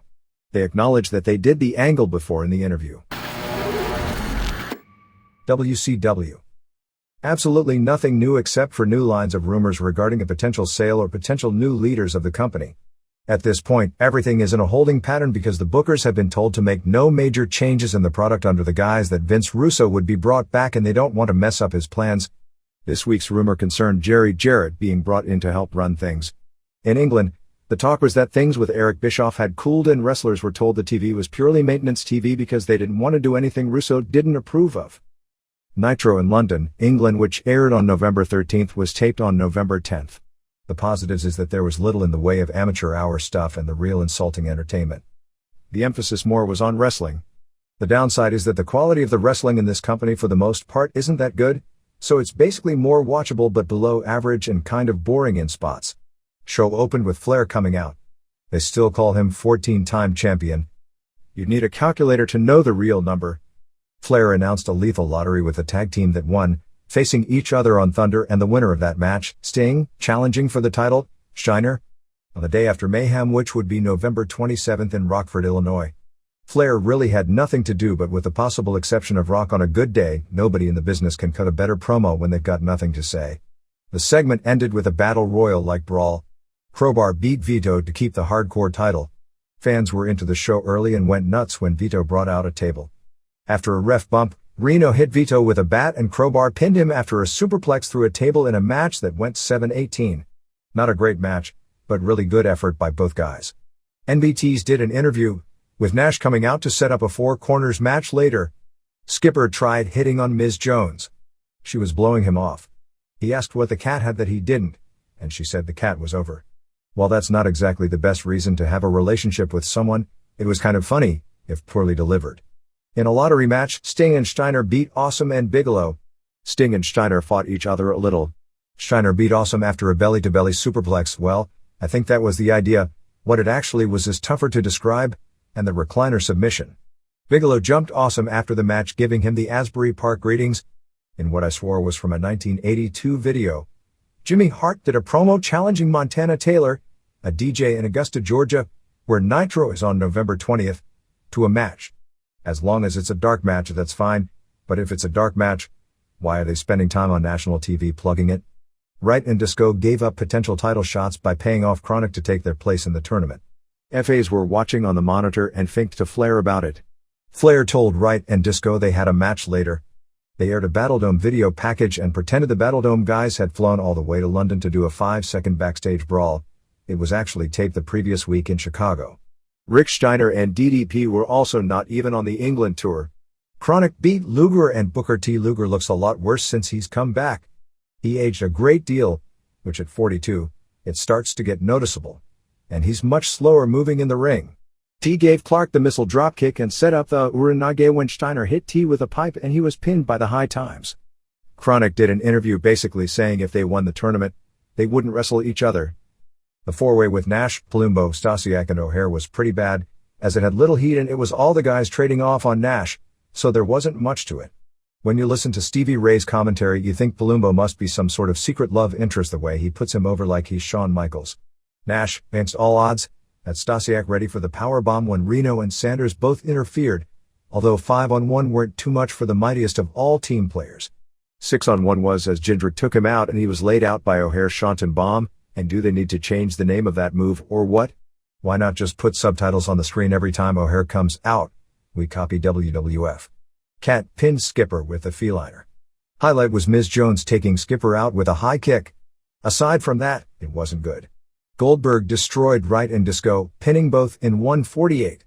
That counts as 2 more wins. Do they realize that by making the streak bogus, that inherently, nobody cares?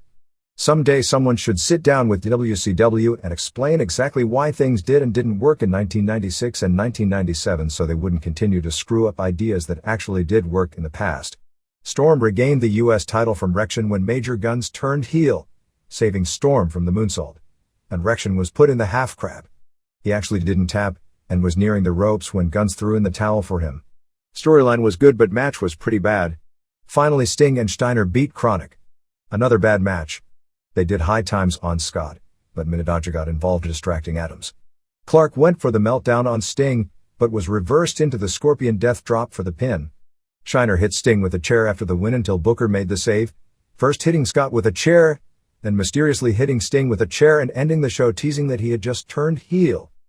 Some notes from Thunder taped on November 12th in Manchester, England for a November 15th air date. Reno beat Vito in what was said to have been a so-so match using his twist of fate-like finisher, roll the dice.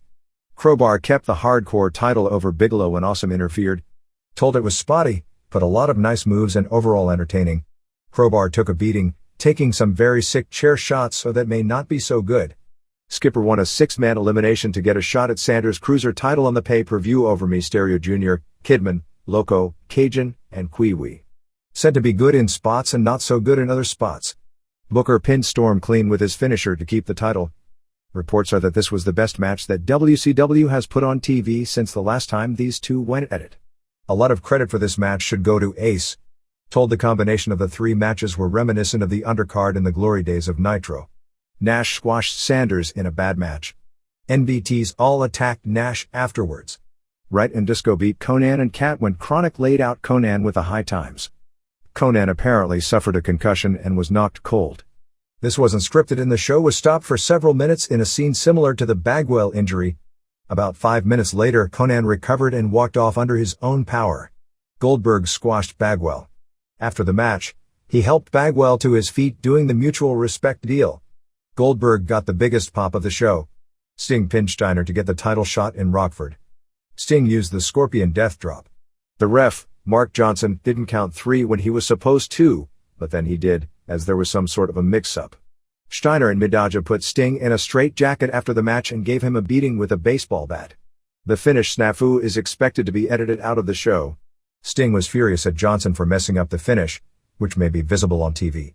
The report we got was that matches 2 through 4 were much better than WCW usually puts on, making this a good taping. Rest of the show was said to have been typical WCW. Although the whole angle has fizzled out so this may not happen, the plan for the Stacy Keibler angle was to stretch it out until March, and then reveal that Russo was the father. What a shock, huh? But the big revelation would be that Ric Flair was Stacy Keibler's father from a fling in Baltimore 21 years earlier and that Rick and Russo worked together to break up the marriage because they were the only two who knew the secret, that it was an incestuous relationship, revealing that at one point, David had, in fact, had sex with his own sister. I guess Russo had been waiting for that one ever since Ken Shamrock turned down the sex with the fake sister angle. Was that Thunder interview on November 8th with Lanita Erickson, the new announcer/interviewer, who the wrestlers jokingly refer to as Missy Hyatt's mother, although she's actually 2 years younger than Hyatt, with former footballer Bob Sapp, one of the saddest things in recent memory to make air. Well, at least until this weekend's ECW TV. WCW officially inked the deal to send younger wrestlers to work for Bill Behrens on the NWA Wildside shows every week to gain experience. Heenan's contract with WCW expires on December 28th. No strong indications one way or another regarding WWF potential interest, other than he's said to be interested if they are. Heenan won't be doing worldwide or anything else for the company, but it being paid through the end of his contract. Larry Zbyszko is trying to get himself worked into a storyline to avoid that same inevitability. A Saks Fifth Avenue executive filed a $10 million libel suit based on a placard held up at the September 25th WCW Nitro show. The sign, held up by a former friend from high school, Robert Cattell, read, P. Goldschmidt steals from Saks. Court papers claim the sign held Goldschmidt up to public contempt and ridicule, disgrace and prejudice, causing him mental pain and anguish. Cattell had been holding up signs at WCW and WWF TV shoots in the area, calling him a loser, among other things, which he said he laughed off, but the sign accusing him of being a thief went over the line. Cattell, a salesman for WFAN, said the two hadn't spoken in 2 years but it was only a prank done in humor. The Battledome pretty boy blonde bodybuilder billed as Michael Odell is actually Michael O'Hearn, a former Muscle magazine cover boy who is the husband of Midajah Melinda O'Hearn. Bill Goldberg refused to wrestle the November 16th show because it was in Germany, apparently because he had relatives killed in the Holocaust. Lanita Erickson, the women called Missy Hyatt's mother backstage that debuted on Thunder on November 8th, was actually first training at the power plant to become a pro wrestler, but was injured and they decided to make her an announcer. Because an indie show that used several WCW wrestlers right before the October 23rd Nitro in Little Rock drew almost as much as Nitro did, WCW responded by no longer allowing talent to work any indie dates without clearing it with the office. Up to this point, the office hasn't been good about clearing dates, which only affects the lower paid guys, particularly those who are on nightly deals or on low guarantees but with nightly bonuses since the company is running such few dates. The Nitro taping on November 10th in London, England drew about 9,138, paying $335,093. The house show on November 11th in Newcastle, England drew 5,709, paying $187,657. Thunder on November 12 in Manchester, England drew 7,001, paying $221,606. House show on November 13 in Birmingham, England drew about 6,500, paying about $205,000. Newcastle was reported as a good show. The bad thing was fans throwing so much debris after the Steiner Booker main event that a bottle hit Midaja across the face and caused her to be knocked out. But she was okay as she worked Thunder the next night. Almost none of the fans live knew about Storm winning the US title the day before the major gun's turn. Top matches were Goldberg winning his typical 2 minutes match over Luger and T-pinned Steiner. Best match said to be Team Canada vs Loco and Cajun and Rection. At the show in Birmingham, they put Booker over Steiner on top. Booker talked about being in London, whoops. Steiner had a black eye from the previous night. Finish saw Midaja put on a ref shirt after Steiner KO the ref, but Booker slammed her and gave the Uranage on Steiner, and another ref counted the pin. Goldberg beat Bigelow in the typical 1-minute Goldberg match. Sanders booked Nash against Chronic, but Sting came out as Nash's partner in a match said to be not as bad as you'd think. Report was that Jindrak and O'Hare vs Mysterio Jr. and Kidman was the best match due to the challengers, who stood out in the ring over everyone else on the show. WWF Complete Survivor Series lineup for November 19 in Tampa looks to be Austin vs Triple H as the main event, Rock vs Rikishi, Angle Plus vs Undertaker for WWF title, Jericho vs Kane, Ivory vs Lita for the women's title, Regal vs Bob Holly for the European title, Blackman and Crash and Molly Holly vs Tanda and Trish Stratus, and 2 traditional 8-man elimination style matches with Benoit and Guerrero and Saturn and Malenko vs K-Quick, Ron Killings, taking the place of the injured X-Pac on the DX team, and Chyna and Gunn and Road Dogg and Hardys and Dudleys vs Edge and Christian and Goodfather and Buchanan. Raw on November 13 from Columbus, Ohio was generally viewed as a lackluster show. There was some good wrestling, but from a storyline standpoint, there was something missing.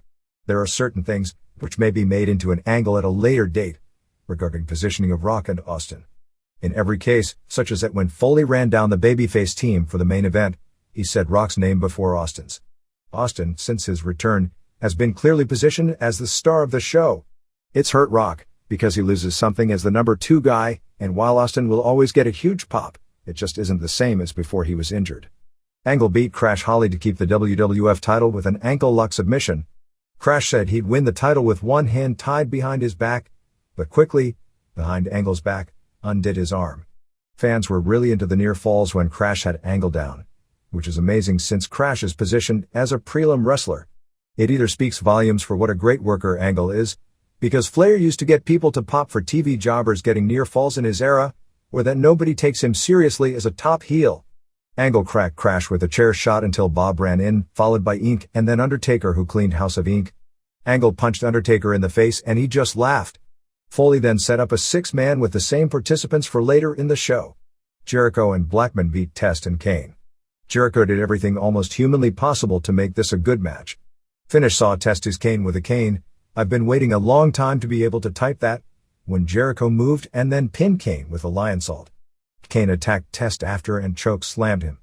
It was funny seeing them standing together because Kane is supposed to be 7 feet and Ross said Test was 6'6", but even with lifts in his shoes, Kane was the same height as Test. Radicals came out for an interview.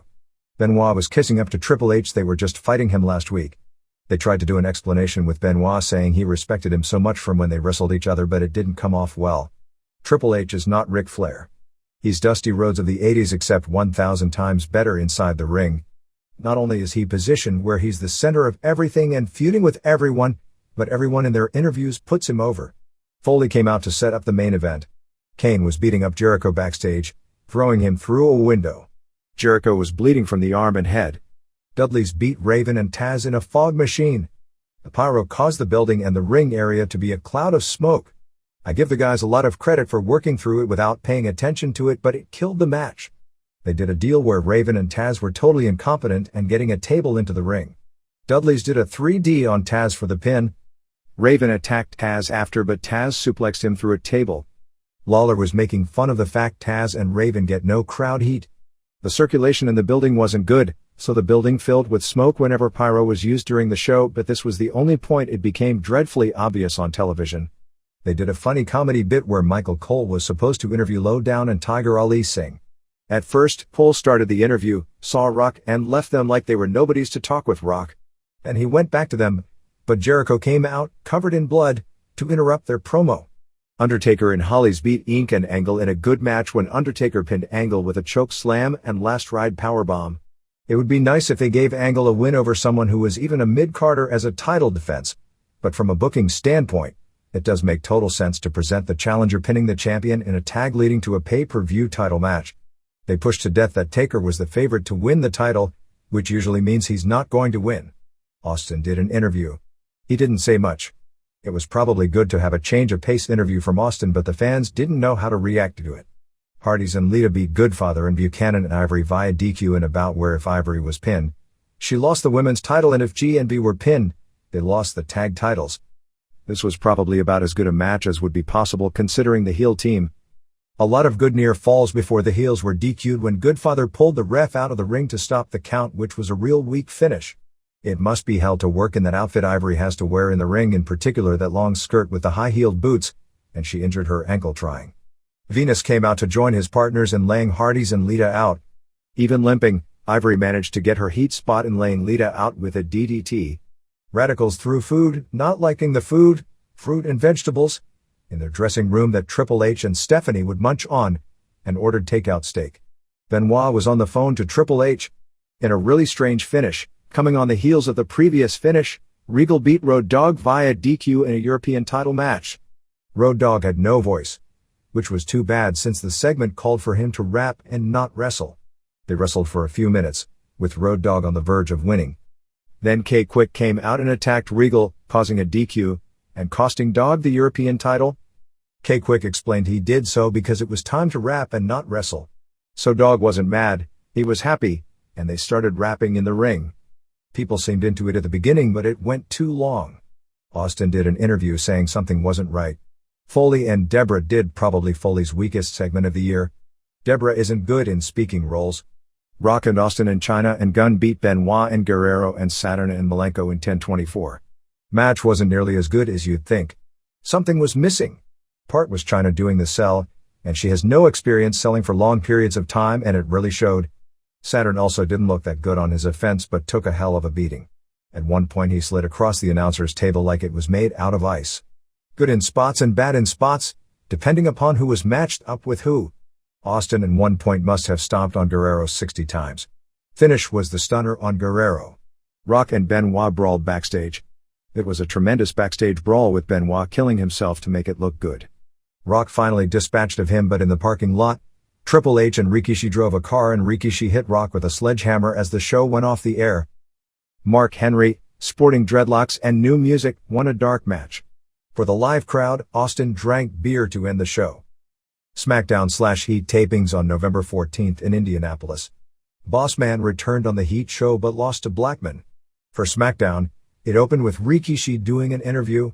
Foley asked the crowd if he should fine, suspend or fire Rikishi. He then said he'd do none of those because Rikishi's punishment will be in the ring against Rock on the pay-per-view. But he boots Rikishi out of the building. Hollies beat Tanda when Bob pinned Test.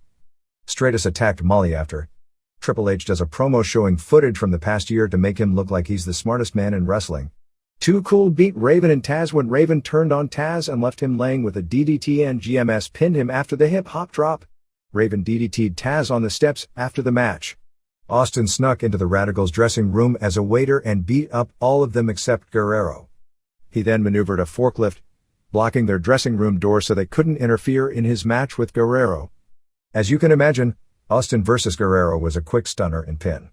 Dudleys and Hardys beat Goodfather and Buchanan and Venus and Richards when Matt pinned Goodfather after the Dudleys did a 3D and Jeff did a Swanton.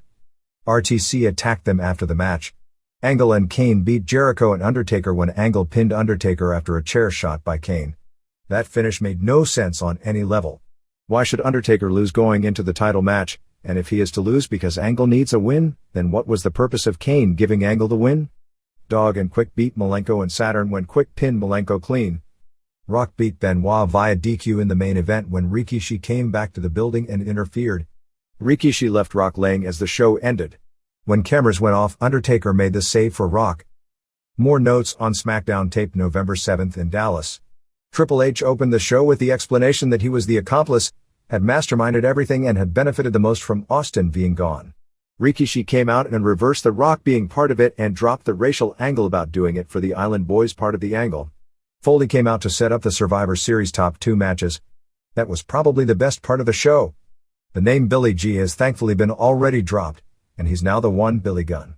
They are doing an angle where Angle is the world champion who gets no respect, with him third from the top on pay-per-view, and the latest being subjected to defending his title on Heat. Only problem with the angle that Angle gets no respect for having to wrestle on Heat is that it says the stars don't work on Heat. The Austin and Rock vs. Triple H and Rikishi main event lasted all of 11 seconds, ending when the NWO Black and White, the Radicals, were taking the bumps while the stars escaped unscathed. It was probably due to Triple H not actually being able to wrestle with his hip injury and is probably okay, although the fans live didn't seem to appreciate it at all. Done once, it's no big deal. But if this becomes a pattern, which I'm relatively sure it won't be, we've already seen what great production with these kind of main events weekly help do to Nitro over the long haul. On WWF.com during this past week in hyping the Survivor Series, there was a big photo of Michaels with the sharpshooter on Hart from 1997, and when you go to the SS website, they have a photo album of that particular match. The WWF syndicated show has been a ratings flop on Telemundo, only doing about a 2.0 average, which is a bad number for the network in that time slot. WWF got the slot from WCW, which had been doing about a 3.0. Largely due to Raw moving to its network, TNN cracked the top 10 cable networks in prime time for the first time in history for the month of October, while USA fell from number 1 to number 5 in prime time without WWF. TNN averaged a 1.12 rating for the month of October. In October of 1999, the network averaged in 0.81 in prime time. That latter number also showed just how specious what was said for so long by so many ECW supporters about it being the only show on the network to get any kind of a rating. ECW was the highest rated show on TNN almost every Friday night. There was 1 or 2 weeks where that wasn't the case, but it drew ratings that were slightly above average for the network for the most part. The funny part of all this is that most of the increase can be attributed to 2 hours of 5.0 ratings, which is the largest audience ever to watch any show on TNN, by Raw every week. The press release put out by the network touts the increase also because they rebranded the network as the National Network and to the We've Got Pop slogan. At the SmackDown tapings, all signs brought that involved politics, and these included Foley for Prez and the like, were confiscated before the show. There was also a sign positive about the RTC that was confiscated, which many thought was a funny irony. The idea that the WWF was making fun of a group that preaches censorship and the WWF was then guilty of censoring signs in support of the group. An interesting comparison. It came out this past week that the average salary of a Major League Baseball player is now just under $1.8 million per year. It should be noted that there isn't a team in baseball that takes in half the money that the WWF does. And there are only a handful of teams with a lower payroll than the WWF. I think the payroll for the Yankees was $114 million, which is probably well over double that of the WWF. I don't know this year's figures since the year isn't up, but last year the WWF payroll was about $30 million total.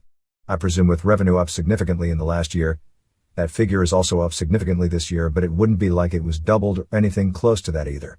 Even factoring in the big TV, cable and radio contracts, the Yankees probably take in half the money the WWF does. What's the point? More power to the promoter who can dictate those terms.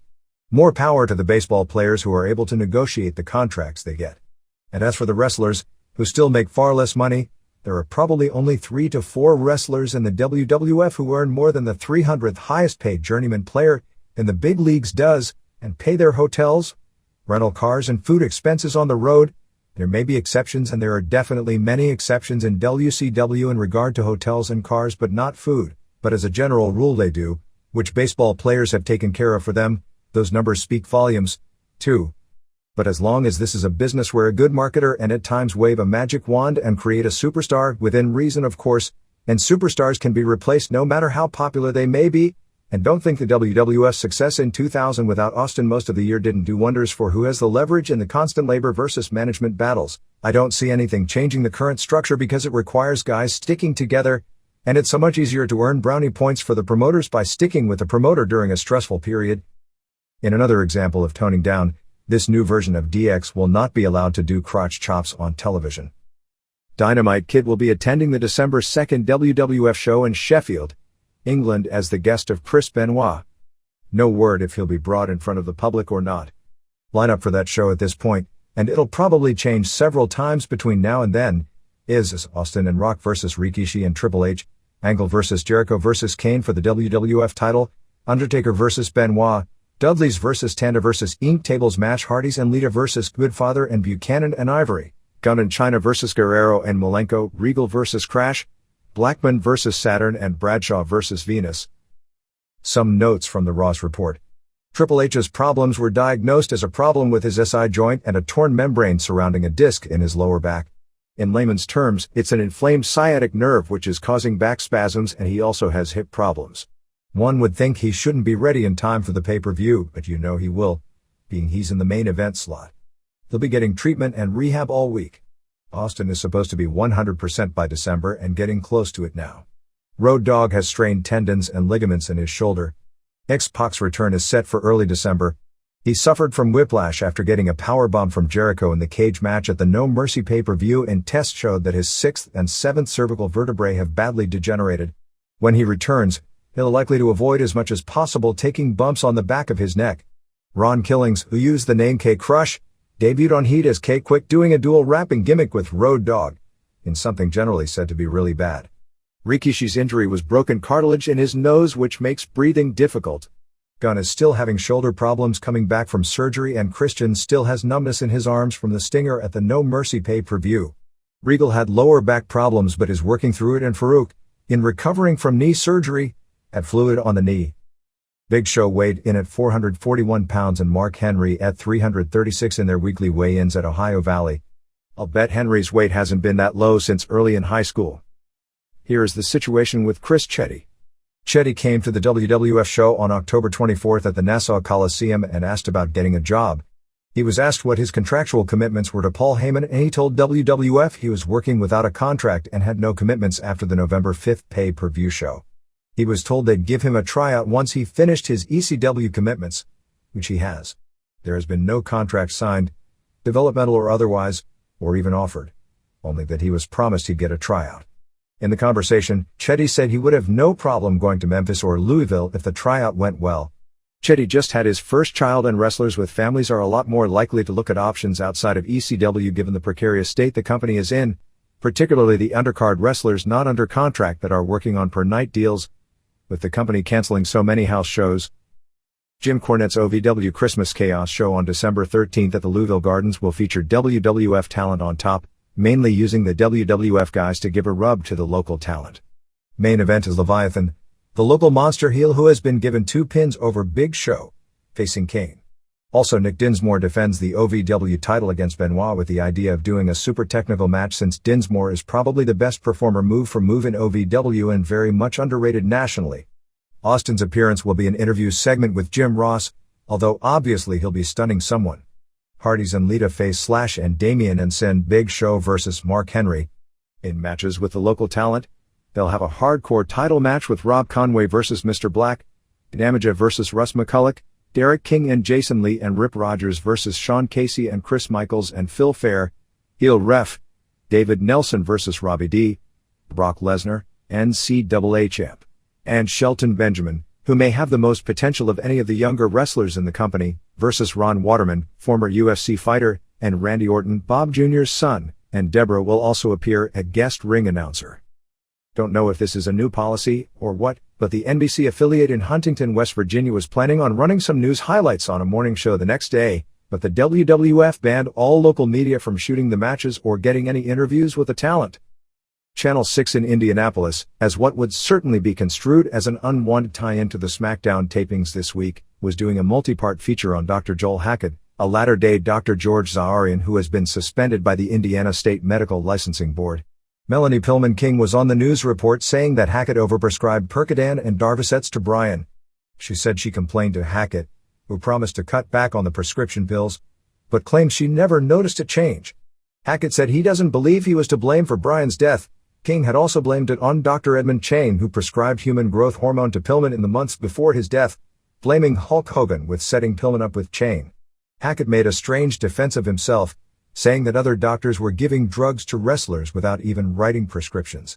At least I was writing the scripts, but I can tell you right now there are other doctors out there, but I'm not going to mention any names because they know who they are, who are actually bringing the drugs to the arena and giving it to them.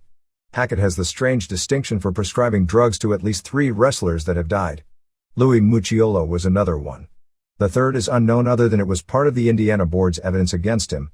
Hackett has not been charged with any crimes, although the news report said police investigators said they would like to see charges filed. Hackett was well known among wrestlers in both WWF and WCW, who used him to write scripts. After Pillman's death, the WWF banned he and several other well-known doctors among the wrestlers from backstage access at their events. Hackett had at one point tried to claim discrimination, except he was not the only doctor singled out. Later the WWF warned their wrestlers to stay away from him, although even after the warning, several continued to get medication, including steroids, from him even after the Medical Licensing Board temporarily suspended his right to dispense prescription medication. Romeo Bliss and Stone Mountain of NWA Wildside will be getting tryouts on December 18th and December 19th TV tapings in Greenville and Charlotte. In the Sports Rec video charts, WWF had the top 4 in sales in Rock, The People's Champ, Tables, Ladders and Chairs, Eve of Destruction and Divas from the Caribbean. The latest Austin video is only at number 6, sandwiched in between ECW censored video at number 5 and uncensored at number 7. It's still interesting that the ECW censored video has consistently outsold the uncensored version. The FMW home video is number 8, the ICP video is number 10, IFC's Caged Combat debuted on the charts at number 17 and XPW is at number 18. It's really embarrassing to see groups like FMW, IFC and XPW and the Juggalos on the charts while WCW hasn't had a video in months, and Pride and New Japan haven't even attempted to market to the American audience, and UFC can't make the list even with its higher name profile than IFC. Pride will be attempting to break into the US market with a 2-disc DVD/VHS of the May 1, 2000 Pride Grand Prix Finals, which will be released in January, which would include the entire 90-minute Sakuraba vs. Hoist Gracie match. With 11 of the top 20 being WWF videos, it is the fewest WWF videos in the top 20 in years, largely due to the aforementioned smaller companies getting into the game. The only non-wrestling or fighting videos in the top 20 are 2 NBA home videos and a rodeo video. Access Hollywood did a WWF special over the weekend which we're told might as well have been written by the WWF itself. It did mention Stephanie McMahon as the head writer of the TV show.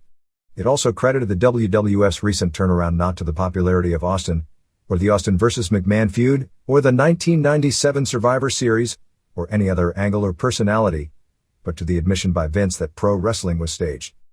Entertainment. Since that came in 1989, and everyone else in wrestling also freely admits it today, it must have been one of those very slow developing angles, which I guess means WCW and ECW are due for a big turnaround a few years from now when that slow building angle hits their company. Fans in Australia are now getting more up-to-date WWF coverage. Raw now airs on Tuesday nights with a tape of the show that airs in the US the previous night. SmackDown now airs on Friday night, again on a 1-day delay. Raw had been airing on a 2-week delay. To catch up, on November 14th, they aired a 3.5-hour Raw episode which aired both the November 6th and November 13th shows. The October 30th Raw never aired in Australia, and a casualty of catching up. SmackDown on November 7th in Dallas drew a sellout 13,763 paying $428,297. House show on November 11th in Cincinnati drew 7,262 paying $208,022. House shows on November 12th in Dayton, Ohio drew 5,232 paying $163,484, and the same night in Huntington, West Virginia drew 4,159 paying $141,723. Raw on November 13th at the new Nationwide Arena in Columbus, Ohio drew a sellout 13,284 paying $413,148. Arena merchandise for the week was $374,819, which is $8.58 per head. It was the weakest weekend for house show business in some time, which isn't something to get alarmed about yet. The days of every show coming close to capacity appear over, but they still had a couple of sellouts in good-sized arenas. Austin's first matches back in the arenas are not popping business, and these weekend shows were all without Rock. But that can't be used as an explanation because there were plenty of shows without Austin or Rock that just weeks ago were selling out. I wouldn't blame it on the move to TNN and the ratings drop of the secondary shows as well as Raw, because SmackDown is still delivering the same audience it has for some time now against stronger first-run competition. In Cincinnati, the main event was Austin and Undertaker over Kane and Angle. Angle worked twice, earlier beating Jericho, since Benoit missed the show due to transportation problems. Apparently there was an administrative miscue and they forgot to put Benoit's name on the flight list and he couldn't get on the flight. Bob Holly returned losing to Regal in a European title match. With split crews on Sunday, Dayton used Austin and Undertaker over Kane and Angle as its main event, while Huntington had Jericho over Benoit clean with the walls as its main event. The readers' pages. Bret Hart. Bret Hart may be gone from the business, but as far as I'm concerned, the real Bret Hart left in 1997. While you may have seen his face, his body, his pink tights, as he departed from the WWF in 1997, the soul left the business following Montreal. Was the Bret Hart in WCW a credible worker? Yes. Was he the best there was, the best there is, and the best there ever will be? No. Was the Bret Hart in WCW the excellence of execution? No. Was the Bret Hart in WCW the man who could carry stiffs like Roddy Piper and Diesel to classic matches? No. Was the Bret Hart in WCW the man who had multiple 4-stars plus matches with Steve Austin, Shawn Michaels, Owen Hart, Davey Boy Smith and many others? No. If anyone is a winner in the final years of the illustrious career of Bret Hart, it's Vince McMahon. McMahon was able to turn Hart's departure to heat up his own heel turn to where it became a major focal point in the turnaround of his company. McMahon got rid of a $1 million contract and gave Eric Bischoff someone that he had no idea how to use. Bret Hart came in second place in Wrestler of the Year balloting in 1998.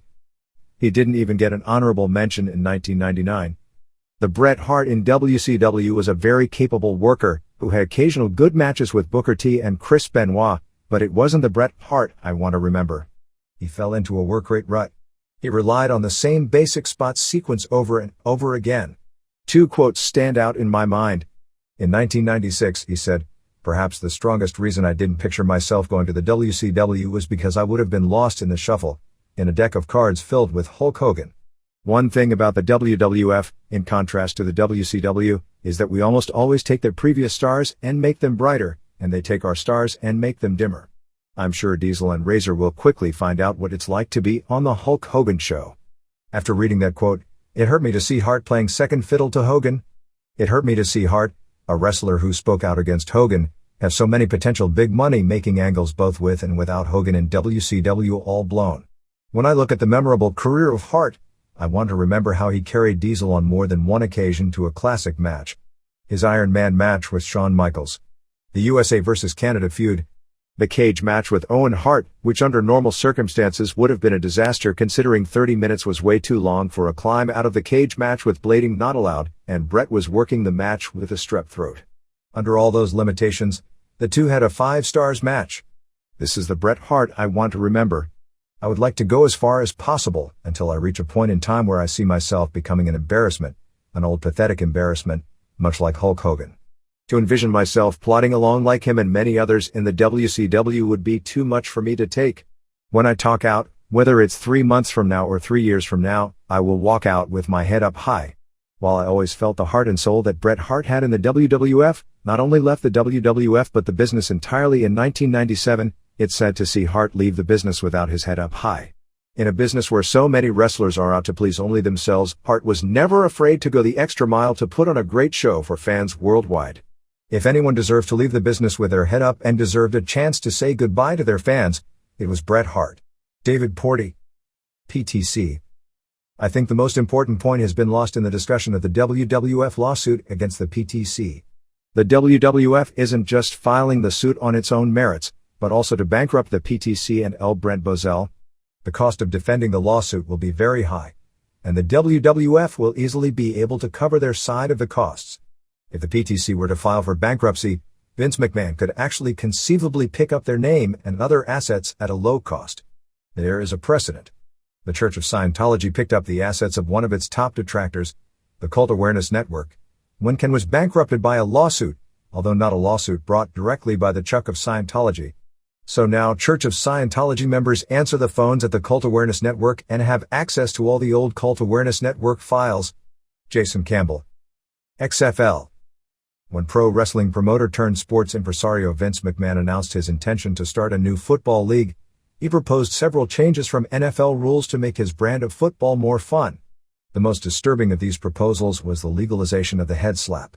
Over 20 years have passed since the NFL banned head slapping, so it isn't surprising most current football fans don't know why it was banned. The stories that prompted the ban were relatively underreported at that time anyway. A number of NFL linemen suffered ruptured eardrums as the result of having the ear holes on their helmets slapped. These injuries were not only painful, but they often resulted in some permanent hearing loss or even complete deafness in the affected ear. Vince McMahon has promised a football league that is more fun for player and spectator alike. Ask yourself how much fun it will be to see a plumber, retail clerk, or accountant who is making a few $1,000s by playing in the XFL suffer permanent hearing loss. Liberalizing the rules is one thing. Presiding over mayhem that results in permanent disability is another. Hopefully McMahon will do some research into why the head slap was banned by the NFL and decide not to allow it in the XFL either. Frank Jewett. Osaka Pro Wrestling. In the November 13th issue, it was written that Osaka Pro Wrestling is one of the best house shows to attend. I couldn't agree more. I attended the October 15th house show in Osaka, at the NGK studio. It was a great show. Even with the gimmick masks and the comedy early on, which was good comedy, the wrestling was excellent. Dick Togo, in the six-man tag, was good. Also, Naohiro Hoshikawa in the Tennozen 2000 tournament finals against Super Delphin was a solid match. I was able to purchase 3 commercial tapes of past Osaka Pro shows and those were just as good as the live show I attended.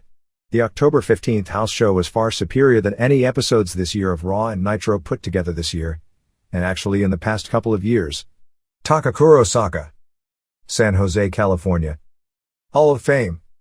Obviously the question of Big Daddy in the Wrestling Observer Hall of Fame is a very difficult one. By the rightly or wrongly recognized modern standard of everything, TV ratings, Crabtree surely outdrew almost every single wrestler currently in the Hall of Fame. To draw fully 1/6 of the population of the country every week on television is unquestionably a spectacular achievement. The ratings he drew are even more amazing when you consider the time slot, Saturday afternoons, when hundreds of thousands were at live football, soccer, matches. He was also a consistent draw for 2 decades, so longevity can't be an issue. Work rate isn't an issue either. He was spectacularly awful. You could point out he could get a pop, thus had an understanding of ring psychology, but no selling usually does get you over and is hardly an art form. I've seen Big Daddy referred to by some US writers as the English Hulk Hogan. For reasons I don't have to remind anyone of, that analogy is true in many ways. For the British fans who truly understand the wrestling business, Big Daddy is Satan, largely blamed for the death of British wrestling, and that argument has merit. However, just as WCW hasn't fallen only because of Hogan, Nash and pushing all the old guys, it is also too simplistic to blame the death of British wrestling only on Big Daddy. The industry simply refused to change with the times.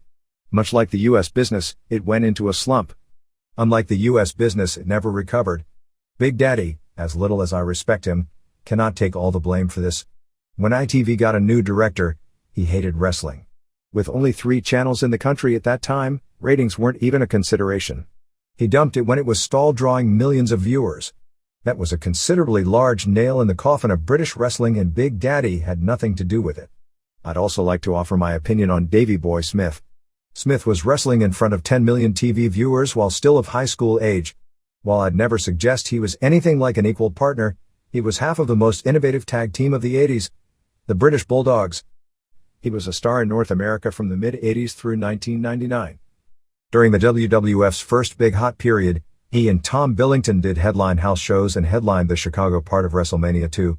He was also a big star in Japan for both major companies. The way I see it, because they teamed for so long, Tom and Davey have very similar achievements. Sure, Davey was not the worker Tom was, but you can hardly punish a guy for that. Davey's matches with Shawn Michaels, Bret and Owen Hart were classics and are remembered as such. And it isn't like Davey was being carried in those matches. He was an excellent worker in his prime. He also had 2 highly successful singles stints in the WWF without Billington. He played a massively important part in breaking the US market for the WWF. Thanks in part to Smith, the UK has been a major part of the WWF universe, with Sky TV screening more hours of WWF programming per week than any other TV network on Earth. His is a major and lasting contribution to the success of the WWF. While the WWF would have taken off in the UK without him, it would have taken longer.